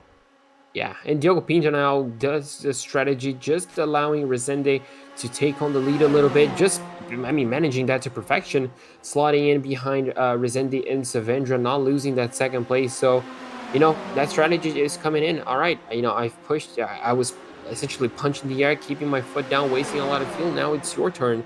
And now we're going to see the number 44 really saving a little bit of fuel. And I don't think, Andrew, he's going to be attacking the number 96 anytime soon. On board with Diogo as they work down the second front stretch to Curva Grande. And I'll take back a statement I said that maybe Alex doesn't have to save fuel. I think he might have to, simply for the fact that if he doesn't, and he takes more fuel than the leaders, JP, wouldn't he end up behind these guys by 2-3 seconds potentially and have no draft? Whereas Martin Gravigna, while he's slower right now, would at least still have some draft then and be able to run Alex down. So, interesting things to consider. The other thing is these guys will run the fuel out as long as they can, so Alex might have enough of a gap built up even by then that he still might not have to save fuel, but I think to save himself, keep himself treading water up here with the leaders, you definitely want to be off the throttle if possible. Let's see if he saves down here to Ascari. This would be one of the few opportunities where you really can save some fuel. Yeah, absolutely. You made the whole point, Andrew, and let's see if the RPM drops. No clutch in there anyways. Yeah, maybe into parabolic, but yeah, you made a huge point. You know, if he's by himself, he's not going to be able to maintain this pace, and the drivers behind that are running in packs are easily going to be able to hunt him down. And, well, then he's going to be stuck in a battle literally for the lead of the class. Meanwhile, in the position that he's in right now, you know, he's just free to essentially just save fuel, relax a little bit, make the calculations he needs for the specific amount of fuel. As now Scott Reiser looks like he's giving up his place to Dino Filippa, maybe just to allow to save himself some fuel, or maybe just introduce a strategy. Maybe Dino is faster, he recognizes it, and he doesn't want to be ahead. This also could be a race where we see some significant drive-through penalties for incidents.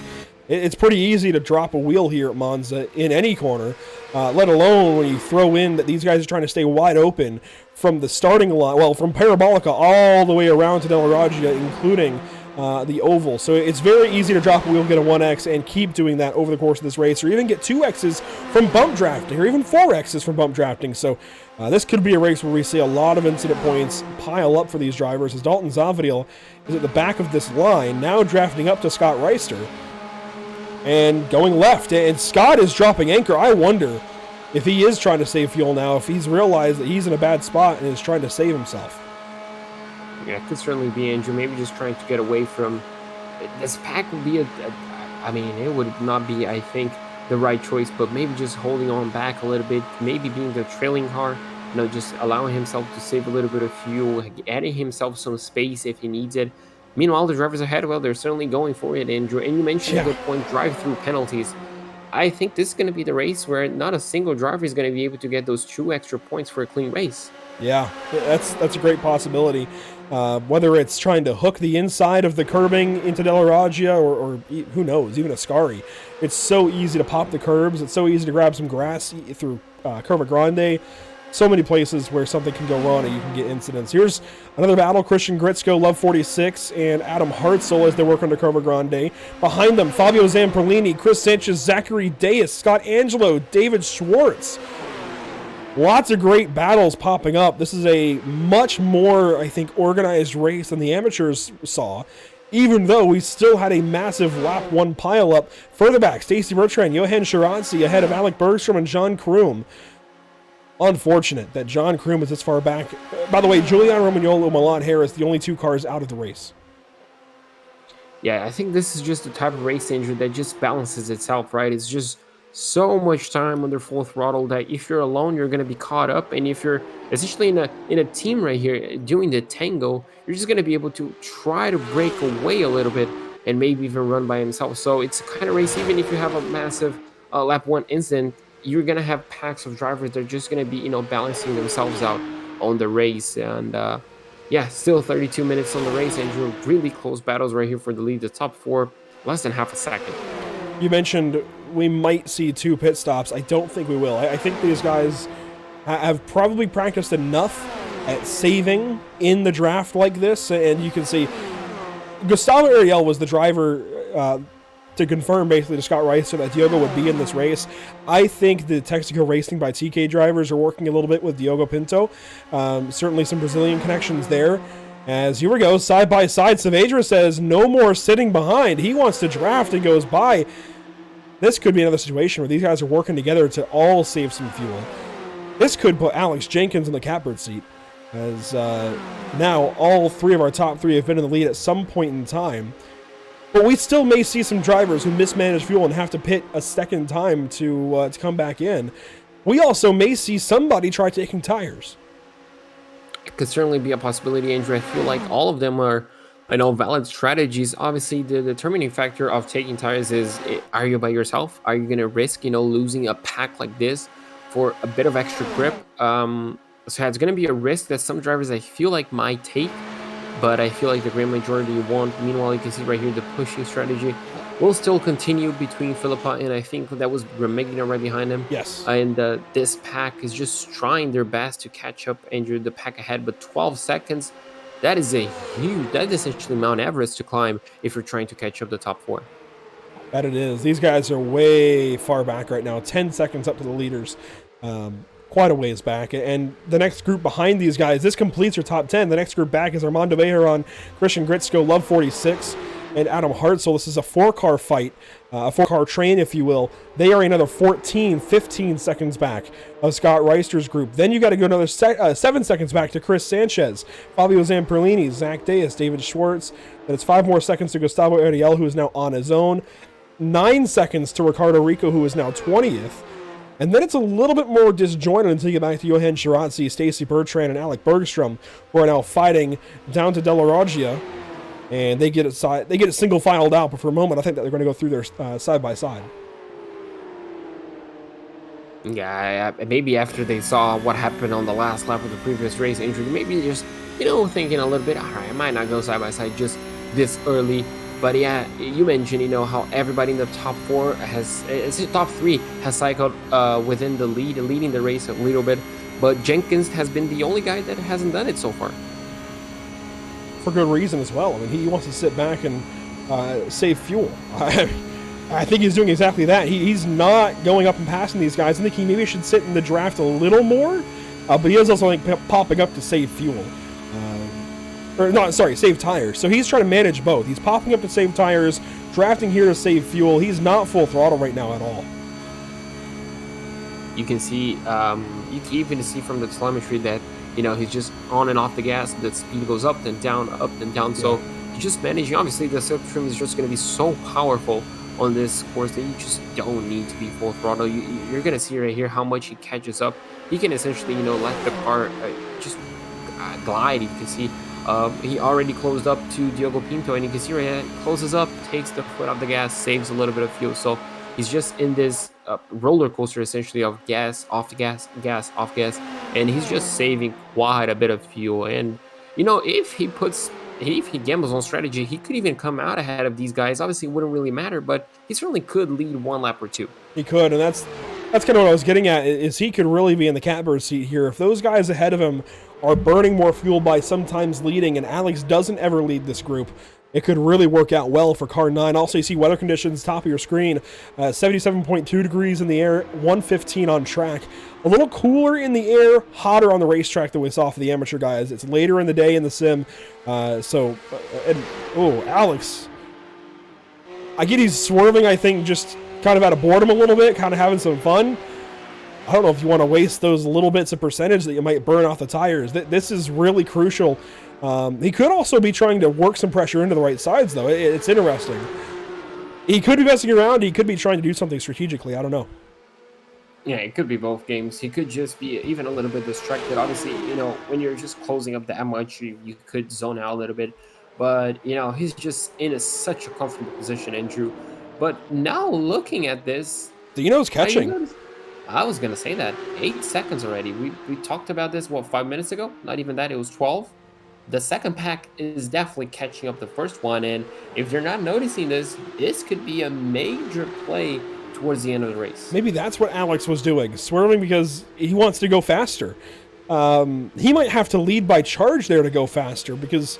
these guys, they want to catch up. They're trying to still save some fuel, but catch up to the leaders to race for the win, or at least have a chance to race for the win. The leaders are really checking up because they're all saving, trying to run half throttle, 3/4 throttle, whatever. And now Alex Jenkins is going to take a run. Here we go. Double file racing for our leaders as we come up to halfway. Yeah, and now you can see double file, as you mentioned. Alex now moves himself up to 3rd place. Diogo looks like he's happy to stick in 4th place. But they're going to go side by side still. Diogo on the outside retakes 3rd place. Meanwhile, this group right here, Dino still leading. Gramigna still in 6th place. Luana Hot just on the outside. And you can see right here now the number 44 kind of just takes it back a little bit. Whoa! Allows, and oh, there you go. That's the push, essentially. And now Jenkins is going to be leading the race. Marco Saavedra drove straight in the grass there. I don't know what happened. He's got some nose damage, big time nose damage. And that might be from when he made contact with Dino, but that was really odd. And now Alex Jenkins is leading the race on a Pro-Am driver leading here at Monza. What a race this is. I feel like this is the first time this season that a Pro-Am has led a race. Outside of pit stops, yeah. Yeah, so on raw pace, and you can see kind of pulling away even a little bit, Andrew. Going a little bit wide on Lasmo 1, but Saavedra, I feel like having that nose damage, Andrew, is really going to hurt him on straight line speed. And, I mean, the number 44 Pinto and Resende will really have to catch on quickly to, well, make sure they don't drop. Obviously, don't drop Jenkins. They're going to catch up, but don't lose him too much because they're losing precious fuel. The leaders, I think they're messing around. They've cost themselves 5-6 seconds. Dino Filippa and everybody else back here, they've got to get back on whatever pace they were doing previously as we come to halfway, and we'll have to start thinking about driver of the day. They can't keep costing themselves time. I know Dino is burning more fuel, but Gramigna, Hot, Zavadil, they could be saving and in a position here where they could get back into the group with the leaders just by catching up. I don't know. Maybe we're dramatizing it a little more because, of course, these guys will save more time in the pit lane. But I just don't know if I would give up 2 seconds to make a half a second in the pit box. Yeah, Andrew, it's going to be interesting, but with still 24 minutes to go, I do feel like the second pack is going to catch up. I feel like it's just a matter of time right now. The top 4, obviously, they're going to be focused on saving that fuel. You can see they're quite a bit spread right now, which is really going to hurt them, I think. So, Filippa, I mean, he's just going to be watching that gap, closing in. You mentioned the fuel strategy is going to be important. Filippa in the second group might have to take a little bit more fuel. But, I mean, if they can even catch within 1.5 seconds, they're going to be enough to catch on it even within 1 lap. Got a car in the pit lane, and this is going to be, I think, the start of something as Armando Bejaron comes in, Gustavo Ariel, a couple of the M-Squad drivers, David Schwartz and Zachary Deus into their boxes. Deus there in car 112. All these guys coming in, taking fuel now. We're going to see, I think, this big pilgrimage start to the pit lane. There's Dominic Turcotte as well, as our leaders now fight down to Curva Grande. This is going to get exciting. This is going to get really funny. You can see right there, Jenkins drops already down to 4th place. He's going to take it a little bit easy. So Avenger's going to be leading this pack. I'm not quite sure, Andrew, with that nose damage, if it's in the best interest of the group to have Savendra leading. But that's going to be the order for right now. And the question is, Andrew, how long can they keep out on these things? You know, how many laps do they have? The lap is so long. Even a 1 lap less of fuel would be a massive, massive gain. Scott Reister, by the way, has lost this group by 5-4, somewhere in their seconds. Adam Hartzell is now 18 seconds back of Scott Reister, with Christian Gritsko only in that group. As Fabio Zamperlini leads Chris Sanchez 13th, 14th. Ricardo Rico runs 15th. Enrique Paletti runs in the 16th spot. Side by side to Ascari, they're racing now. This is interesting. Diogo Pinto racing with Marco Saavedra and Jackson Resende. Saavedra now falls to 2nd, and Diogo is now doing the dragon down the backstretch into Parabolica. That was a huge move on the outside, on the middle part of as Resende almost gets hit from behind from Jenkins, but that was a huge move from Pinto right there on the outside. That was really, really beautiful. And Savendra looks like he's here we go. For 1 minute Pinto had lost it, and you can see that right there Savendra taking it a little bit easy maybe on pit entry. Resende was able to catch him up a little bit. Now the question is, Andrew, who has saved more fuel? Oh no! Martin Gramigna around in the pit entry. Oh. Will he be able to even get turned around? This is a terrible spot. He will eventually, but that's going to be a penalty on top of it. Oh my goodness. terrible trouble there for Martin Gravigna. Diogo Pinto, the race leader and pole sitter. Let's see when he pulls away, along with Zavadil and everybody else. Jackson Rosende pulls away now. There is Saavedra, and Jenkins might have overfueled a little bit. He took more time in the box, 2 seconds more than the overall leaders. Oh no, is he too far back for the draft? Oh, that's going to be a huge play for him, Andrew. If he's lucky, he's going to be able to get a glimpse of that slipstream. That's going to be interesting. Luan Hot comes out now in second place in the Pro-Am, obviously after that incident from, I think it was Gramigna we mentioned, right? Yeah, Gramigna only now exiting the pit stops. Really unfortunate for him. He's not going to be only losing the time he lost on the spin out. He's going to be losing that complete pack that could have got him a win. Let's check this out for Martin Gramigna and see what happened. He ran a bit wide in Parabolica into Luan Hot. Does that have something to do with the contact into the pit entry? Here we go. Luan ran right back into him. Oh, boy. Wow. It's hard to say if it was intentional or not, but... Yeah, the pit lane, obviously, in Monza is really tricky. You're coming in so fast, slowing it to a really slow speed. I think this is one of the slowest one, maybe even 60 kilometers per hour. And you can see right there, braking zones are just going to be different. Wow. And I think just, really unfortunate right there for Gramigna. Really losing all the potential he had for a class, and who knows, maybe even overall victory. Diogo Pinto now the race leader through pit stops for the entire field. Everybody has pitted now and is on sequence aside from Stacy Bertrand, John Kroom, and Miguel Colon. Those guys pitted right at the start of this race and will have to pit one more time. Diogo here racing with Jackson Rosende and Marcos Saavedra. Sure enough, Alex Jenkins has lost their draft. However, will they again parade and slow themselves down? I don't know. I think Alex Jenkins had a great chance and just put too much fuel in it and is in a bad spot, frankly. Yeah, that was the risk he had, Andrew, by just miscalculating just a little bit of fuel. Now he's by himself. He's not going to be able to catch up the drivers ahead. You can see right there 2.5 seconds to Resende, to Saavedra. It's going to be the same pace.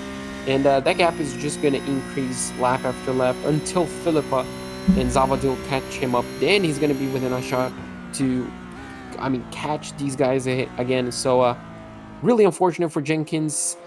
Just really unfortunate. Going in deep, just trying to push a little bit too much.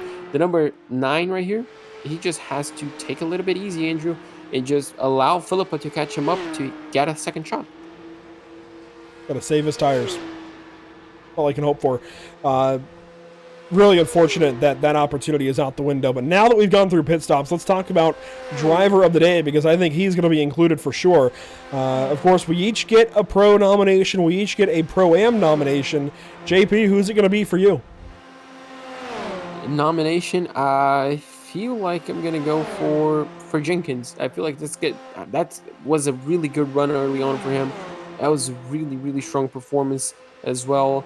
And the second one, I think I'm going to go for Love 46. Good comeback race. Obviously, the first few laps really helped the number 46, but still, keeping it up there. And maybe still, I think 11th place, well within a shot at a top 10 finish. Well, that makes it really tough for me in the pro class. For Pro-Am, I think I'll have to nominate... Oh, that's a tough one all around. Adam Hartzell is running in the 12th position, and we haven't talked much about him at all this season. Here he is, though. We're going to go a little bit outside the box. He is running in a great spot. Opportunity to move into the top 10 now, racing with Love 46 and Martin Gramigna. So a little bit out of the box, we're going to go Adam Hartzell for my nomination in Pro-Am, out of the Michigan club, as he runs, I think, in the 4th position in class. Maybe 5th now. It's hard to say. I think 5th. Martin Gramigna 4th. Thomas Straley 3rd. Yeah, Luan Hot 2nd. And in pro, I still don't know who I want to nominate, JP. You put me in a real weird spot. With Rosende leading. I think I'm going to go... I'll go Jackson Rosende. We didn't see him last week as somebody put the clutch in there into Ascari. But we didn't see Rosende at all. Maybe he was there last week. I think he was the only Texaco Racing by TK driver last week at Norway. But we just haven't seen much of him this season, and here he is leading the race. Obviously, it's a three-way fight. Anybody of these top three can get it. But he's managing his race nicely, along with Marcos and and Diogo. I mean, it's kind of a return to Jackson Rosende being up front here in the North American Racing League, something we have not seen in a while. As I say that, Alex Jenkins has been caught by Dino Filippa. Lawrence Zavadil is just behind. Luan Hott comes along with that package, so we are going to have ourselves at some point a race for the Pro-Am win if everything holds. Yeah, Luan doing everything he can. He had a good first run of the season, Andrew. If you remember Imola, he's really excited. Luck hasn't really been on his side this season so far, but this could all change tonight. 16 minutes to go. Is within a group, is still, holding on, just, behind Lawrence Zavadil, trying to use that slipstream to catch up. And Jenkins now, well, from fighting for essentially an overall race victory, Andrew, could be fighting for the class victory that he was trying to avoid. You can see right there, Filippa is already behind him. It might be a slight oversight not to include Dalton Zavadil in driver of the day, considering he was punted off in Lesmo 1 and is now running 6th with an opportunity potentially for 4th if he gets into this race with Filippa and Jenkins. But I think he's won driver of the day this season, whereas Jackson Rosende, I do believe, has not. So that's kind of what goes into my choice there. But let's see what happens here. Dino's going to work with Alex Jenkins. That's the best thing for both of them. They've got to tandem up. They've got to draft and try to stay ahead of Dalton Zavadil, who's just behind by 3 seconds. And now Luan Hott's going to race. No, this is not it at all. You don't, unless they can complete the leapfrog, which they might do. You can't be side by side. Yeah, that's the completely wrong strategy. You can see right there, Jenkins and Filippa were working perfectly in tandem. And Luan Hott, I think he's just eager, Andrew. He's seeing, Jenkins, same class, just a few positions ahead. He wants to be leading this little tangle right there. I don't think that was the smartest move, but, if they work together right here, if Zavadil is definitely going to work together with Luan, because he definitely wants a shot at Filippa, obviously wants that extra points, those extra points. So I feel like Zavadil is going to, notice, allow Luan Hott to push ahead, stay ahead, and he's just going to be bump drafting. I don't think that's the strategy at all for Luan Hott. I'm glad you mentioned it, because I was going to have to otherwise. I do think... I think if you were to do the leapfrog in Curva Grande, I think that would be okay if the lead car stayed out wide. But even then, it's flat out. I just don't think that serves any benefit doing the leapfrog here today. Sometimes, if you're able to line it up right in stock cars, it works out. But I think just staying to the back end of the car in front of you and pushing is the best way to go. If you want to switch in the road course, that way you don't generate too much heat. I think that's okay. But you've got to stay to the back end of the car in front. Love 46, trouble in Ascari, falls to 16th. And that car is just about destroyed. Wow. That is really unfortunate to see. There was an instant, I think. And it's going to include Martin Gramigna. Check this out. Oh, no. Side by side out of Lesmo 2. And Martin's behind. Love 46 comes over. Martin's trying to get a run on the inside. Oh dear, I don't like the way this is setting up. Oh, wow. Under braking. Yep, Martin just turned her. Yeah, really unfortunate. Essentially what happened on the pit lane, Andrew, with Martin, just got caught up on the braking zone, and unfortunately this was the time that he punted the driver ahead. Really, really unfortunate for the number 23 and the number 46. You can see right here, he's just going to be on the braking zone. Love 46 is just going to brake a little bit early than he was expecting, and that was enough. And even he couldn't really slow down, but looks like he avoided the tire barrier. It's going to be met with a huge slowdown. And probably a penalty after the race as well. I don't think that'll be smiled upon at all by the admins. 12 and a half minutes to go. Diogo Pinto, Jackson Rosende, Marco Saavedra, your top three. Dino Filippa now ahead of Alex Jenkins. They've got 3.5 seconds to Luan Hott and Dalton Zavadil, who are now running in formation. And it looks like, I don't think Dalton's going to jeopardize this either. I think he's going to be a smart racer. Over at SimCity Racing, they've got some guys with some NASCAR experience. And, Dalton's even saving into Lesmo 1. So he's trying to save every little bit that he can, along with everything he's trying to manage. So this will be interesting. They're closing in ever so slightly. I just don't know if it's going to be enough.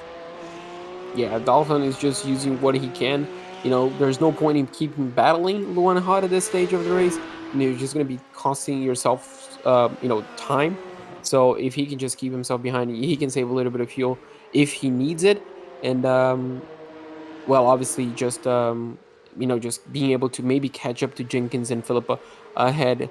Meanwhile, this is quite interesting, Andrew. This is a battle. Is that Gustavo Ariel leading this pack? 10th, 11th, 12th, 13th, and 14th. Armando Bejaran just behind all of these guys. Along with Christian Gritsko in the 13th spot. Fabio Zamperlini is 12th, with an opportunity here to race with Adam Hartzell and Gustavo Ariel for the top 10. And with the oval, oh no! Fabio loose there through Ascari. Well, there goes that opportunity. That was a fantastic save, you're right. That completely shot themselves in the foot. Yeah, that was a fantastic. That was the good old double pedal smash. You can see it right there. He locked up all wheels, and the car wasn't. He just able to catch the car once again. That was a huge moment save for him. Obviously, as you mentioned, lost contact with the drivers ahead, but I'm pretty sure he'll take that little bit of lost contact over a destroyed car. Now we're gonna take a replay exactly to see how he did it. The number 27, and then into the corner, maybe just taking a little bit too much in curbing right here. Car upsets quickly on the brakes, and well, gets the car lined up. And now in all of that, Christian Gritsko, for a moment, passed Fabio Zamperlini. Gritsko now has to go to the pit lane, it looks like, for a stop-and-go penalty. And sure enough, 4 seconds in the box is indicative of a stop-and-go. Chris Sanchez also into the pit lane. Could be the same story here, as he is not alone. Martin Gramigna into the pit lane here.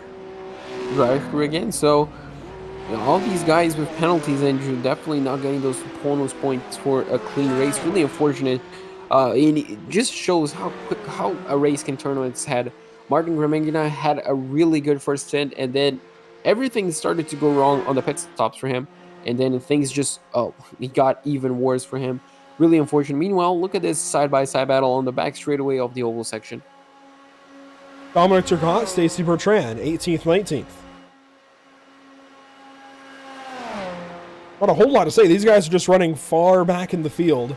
Turcotte, of course, had that spin in Lesmo 1 and has since recovered to a 19th place battle, well, 18th place battle here with Stacy, as they will now line up and draft down these second front stretches we've been saying here so far tonight. Alex Jenkins, it looks like, is now much more safe than he once was. Has plenty of time now to Luan Haut and is simply able to draft. This worked out as well as it could have in a backup situation, I think. Potentially, fair to say. Certainly should still be up there racing with the top 3, but if you can't be, 5th place is okay. Oh yeah, still winning the class, Andrew. I mean, you cannot ask for more, I guess, from a Pro-Am driver. He unfortunately got the strategy a little bit wrong. He's just potentially losing a few extra points from Savendra Pintos and Resende, but still, winning the class within the top 5 ahead of your competition. I mean, it's so far still a fantastic result for the number for number 9 for Jenkins. And Luan Haut, Dalton Zavadil here up on the banking, not lined up. This is interesting. I think you would want to be lined up here, making the most of the draft as you can. They're now 6 seconds back and losing more and more time. They have plenty of time, though, to Thomas Rayleigh, and we're just getting these pairs now. We have a trio out front, then a pair 4th and 5th, a pair 7th and 6th, a pair 8th and 9th, and then now a pair 10th and 11th as Fabio Zamperlini has fallen back with Armando Bejaran. Then Ricardo Rico and David Schwartz are lined up. So a lot of pairs as we're starting to race. The leaders going at it. Diogo Pinto following the swerves from Marcos Saavedra, trying to play the dragon to break the draft. And you can see right there, Resende just goes to the racing line, lets those guys just, kind of burn themselves up, and you can see right there, he's just going to be able to catch up a little bit, taking the racing line, less stress on the tires, able to maybe cool them down just a tiny little bit before the braking zone. But yeah, Andrew, now it's obviously the time. I'm pretty sure Pinto and Resende have been studying this for a long time, but where can they possibly attack Savendra? Where can they have a good enough run to maybe challenge him on the last lap?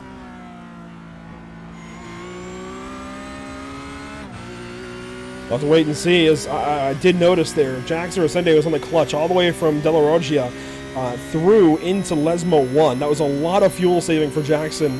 These guys are still trying to hit their numbers, saving again here into Ascari.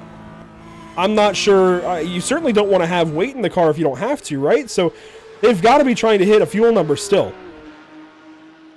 Yeah, maybe. We know that these guys gamble on fuel even when they have been saving injured just to try and get an edge on the track position. Maybe tonight was an odd case, but still, just by judging how Resende, Philippa, Zavadil, maybe how these guys are just saving fuel, they have gambled even more.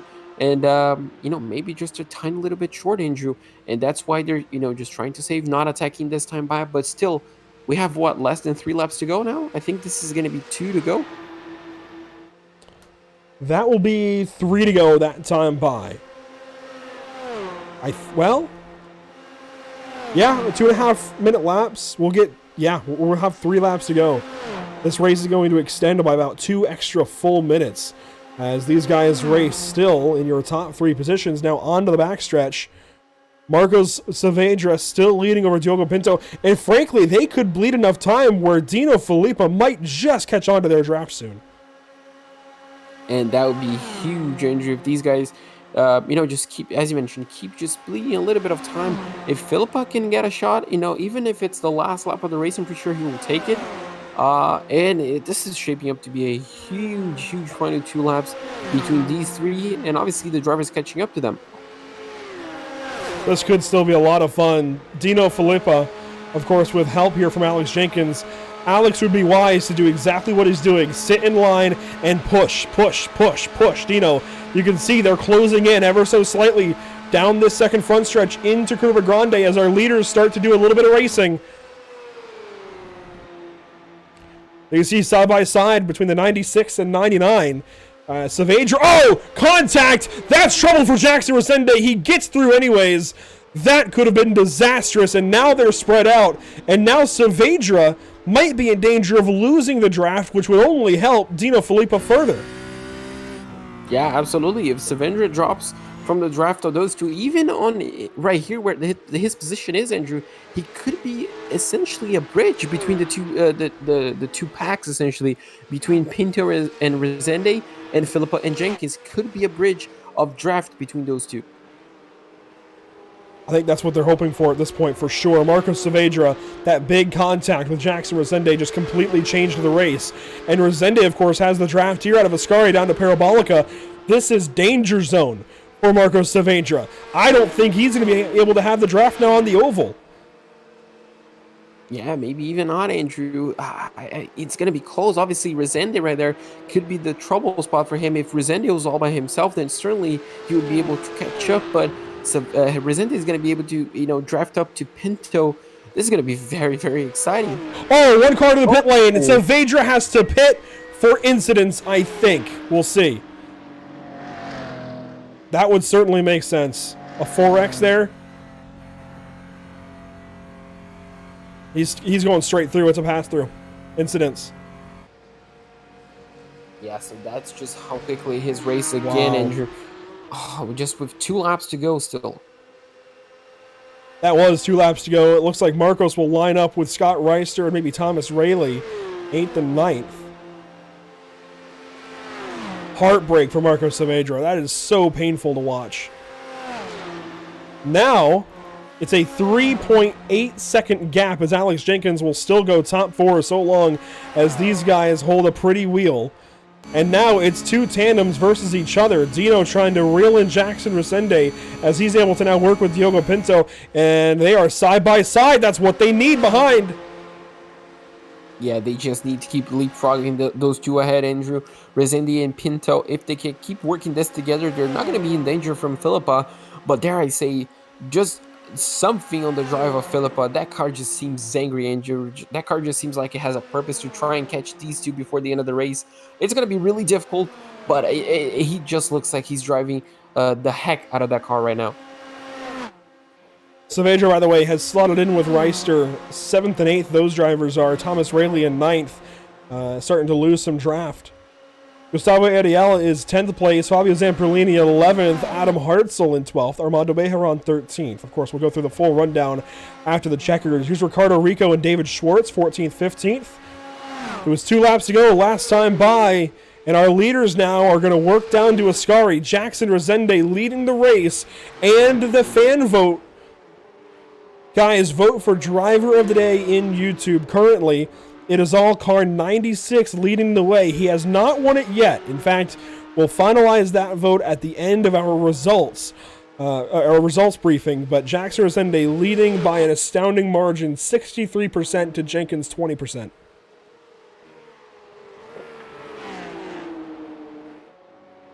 White flag this time by. We'll begin lap 20 of 20 here at Monza Combined.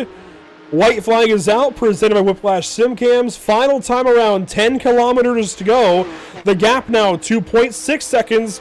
Dino's catching. Oh, it's going to be close, Andrew. This is going to be the lap that obviously Pinto and Resende are going to go at it. They're going to be trying to lead, and maybe even Jenkins might have... he's going to be thinking about finishing the overall podium right here. This wouldn't be the strategy if they're trying to get a possible race victory. This is going to be very close and very exciting between those 4 drivers. They just need to line up and stay lined up. Alex Jenkins has to commit here. He has to take a big risk. He's got to keep the pretty wheel, though. He's swerving a lot, sawing on the wheel in the backstretch. He's got to get straight and just stay lined up. They're still reeling him in, not as much as I would have hoped for their sake. This was their big opportunity on the oval, and they just haven't made up enough ground. Running staggered like that is hurting them a lot. Yeah, absolutely. Their only shot is if Pinto and Resende start going side by side. There we go. And yeah, Jenkins kind of slows down a little bit. They had a lapped car, the 2 leaders.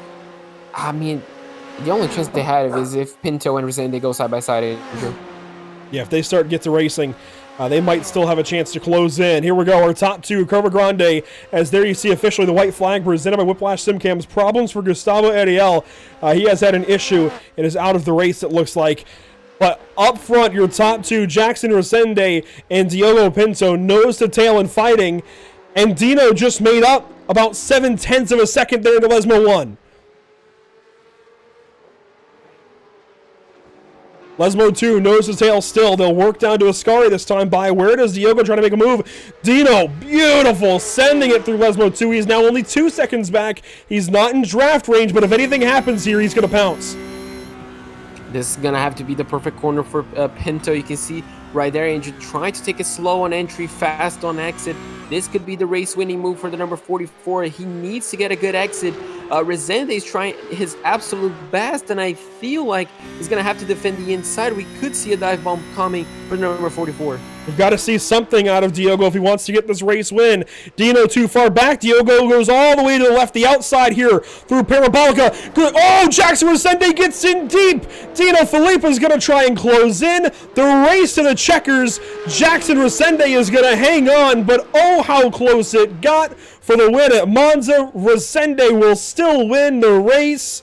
As Diogo lifts off, he still goes second, Filippa third, and Alex Jenkins wins in Pro-Am.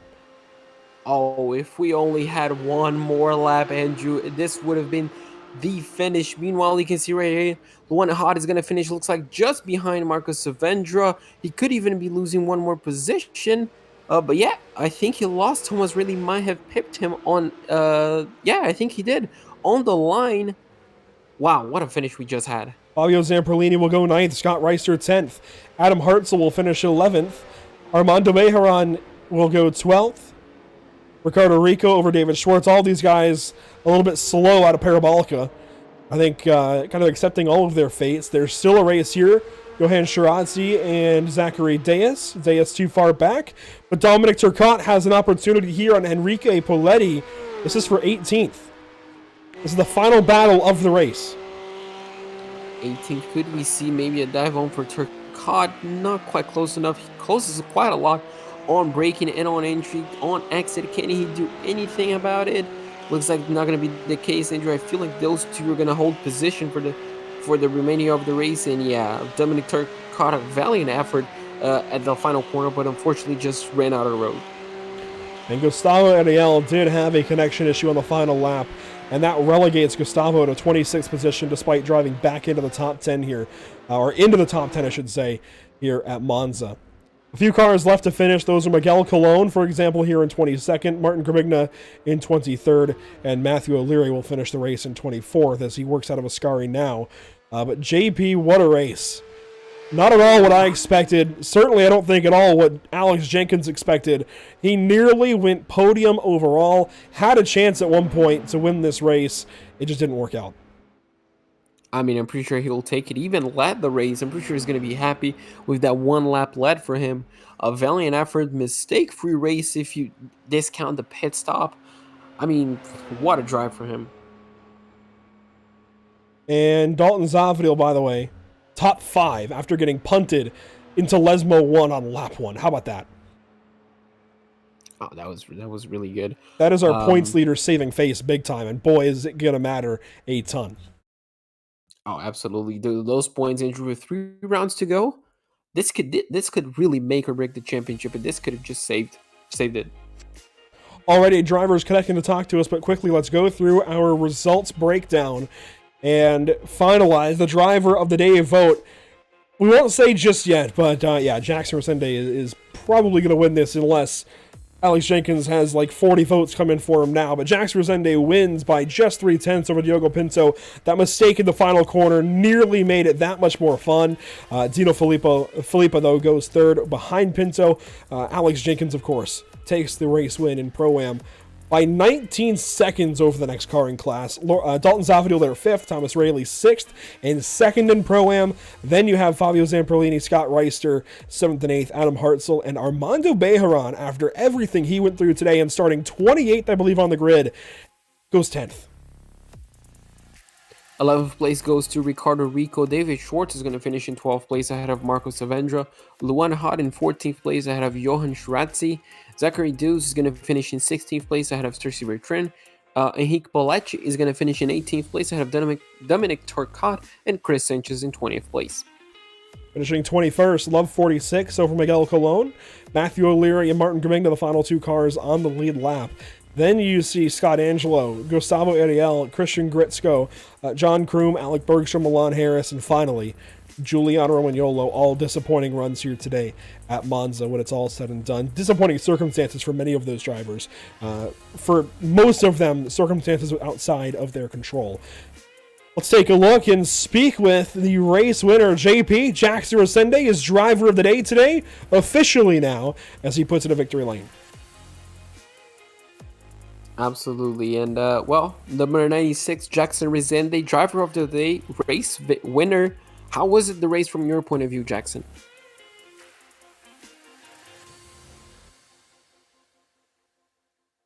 Boa noite. Opa, boa noite. Então, português não tem problema também. Vitória, piloto do dia. Como que foi essa corrida no teu ponto de vista? Eu sabia que ia ser uma corrida bem complicada aqui, porque era muito vácuo, muito draft ali, poupa combustível, e o quali não foi dos melhores, mas larguei ali perto, relativamente bem ali do pole, consegui uma boa largada, e na primeira volta eu já estava em segundo, aí eu comecei a economizar combustível, e economizei até na parada de box, aí saí junto com o Diogo ali, e a gente veio economizando combustível para chegar no final da corrida, e ali na disputa ali da última volta ali eu acabei espalhando na zero ali. Eu achei que eu ia até tomar um drive-thru porque eu já estava no limite de incidente, e terminei com 14x, mas foi muito legal a corrida, muito feliz com a corrida e com a vitória. Só tenho que agradecer aos meus companheiros de equipe aí pelo treino, o Savariel e o Diogo que treinou com a gente. E agradecer a minha equipe, a Texaco Race, Bytekey, e aos patrocinadores da equipe, a Texaco, que nos patrocina, a B8 Seguros, a HB e a Logitech. Com certeza, foi um excelente resultado, e semana que vem, obviamente, a corrida de casa, com certeza toda a equipe vai trazer o melhor de si, mas o que você acha que você pode trazer para tentar superar todo mundo na semana que vem? Interlagos é uma pista de casa, é difícil bater o Ariel naquela pista ali, mas vamos trabalhar para a gente tentar trazer pelo menos mais um pódio para a equipe, e vamos treinar bastante. Com certeza, Jackson, foi um prazer falar contigo, parabéns, acho que é a primeira vitória da temporada, se eu não me engano, mas sim, excelente resultado para você, parabéns pela primeira vitória, e que seja a primeira de mais algumas para vir, pelo menos essa temporada. Eu espero. Com certeza, uma excelente noite de Jackson e parabéns novamente. Obrigado. So yeah, Andrew, I mean, first win of the season for Jackson, absolutely fantastic result for him. He was just mentioning how complicated the race is, obviously with all the draft, saving fuel, everything. It was just going to be a complicated strategy. Qualifying wasn't the greatest for him, but he just said it was okay, just getting his car up there.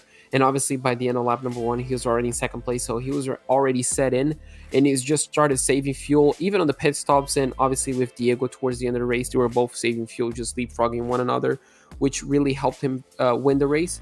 On the final lap, we saw, he just drove the car a little bit, went a little bit wide, made a little bit of contact, but it was all racing, and he was just on the limits on the incident points, just finishing with 14x. So yeah, really close, but really happy. And obviously, next week at Interlagos, coming up from a victory tonight, he said he'll try his best, but he mentioned that Gustavo Ariel is a really difficult driver to beat and be faster around Interlagos. Well, finishing second place is Diogo Pinto. Diogo not connected to Discord, so we won't speak with Diogo, unfortunately, this evening. But that means we can go straight to Alex Jenkins. Actually, Alex no longer in Discord. I could have sworn I saw Alex Jenkins just moments ago, so we'll skip to Thomas Rayleigh for the moment. Maybe we'll even grab Adam Hartzell, who goes third. But Thomas Rayleigh, this is another time that we're speaking to you this season. That's always a good thing. If we're talking to you after a race, that's a good thing. You finished highly. And tonight, second place, 6th overall. How about the craziness there, though, at the start? What did you see? I held to the inside, hoping that if anything crazy happened in lap 1, I could avoid it, and luckily I did. I just saw a bunch of chaos to the left, held as far to the right as I could, and we made it through. Well, glad you made it through, because you end up going from 19th at the start to 6th by the time it's all said and done. And there was a little bit of question maybe with the fuel strategy if you guys would have to pit 2 times. It looks like that wasn't the case, but how about the tire wear? How bad was that? The tire wear was pretty good for me. I spent most of the race following other drivers, Scott mostly, and fuel saving and kind of tire saving through the GP section and keeping it pretty cool. When I caught up to a couple of the guys right on the last lap, it seemed like everybody else was driving on edge, and it was pretty easy to handle, which was very nice. Well, that's always a good way for the day to go. P6 for you, Thomas, well inside the top 10. A lot of points to go for your championship hopes. You come in 13 points back, and this is only going to thrust you right into the center of this battle. Best of luck to you. We go to Brazil next. We'll be watching for you in car 420. All right, thank you.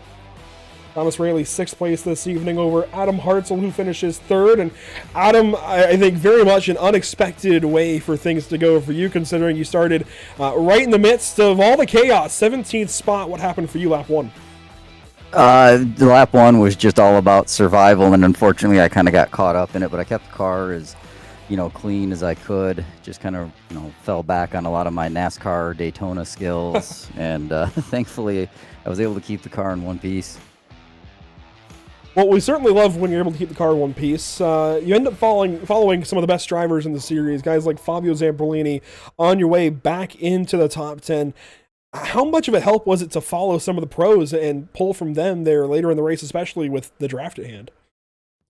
Actually, it was really fun, but at the same time kind of difficult because I was right up against the incident limit. So when Gustavo caught me, I just kind of had to let him go by. I knew he was faster anyway, so trying to fight there at the end of the race and risk those incident points was just not worth it for me.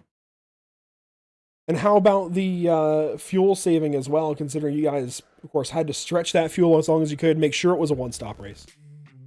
Yeah, thankfully, after the whole lap 1 issue, I just kind of hooked up with Love 46 and 2 other guys, Christian and Armando, I think. And I was just happy to kind of sit in the back of the pack and fuel save to make sure that pit stop was as short as possible. Well, Adam, this is certainly going to put you, I think, right in the midst of the top 10 fight here in the points.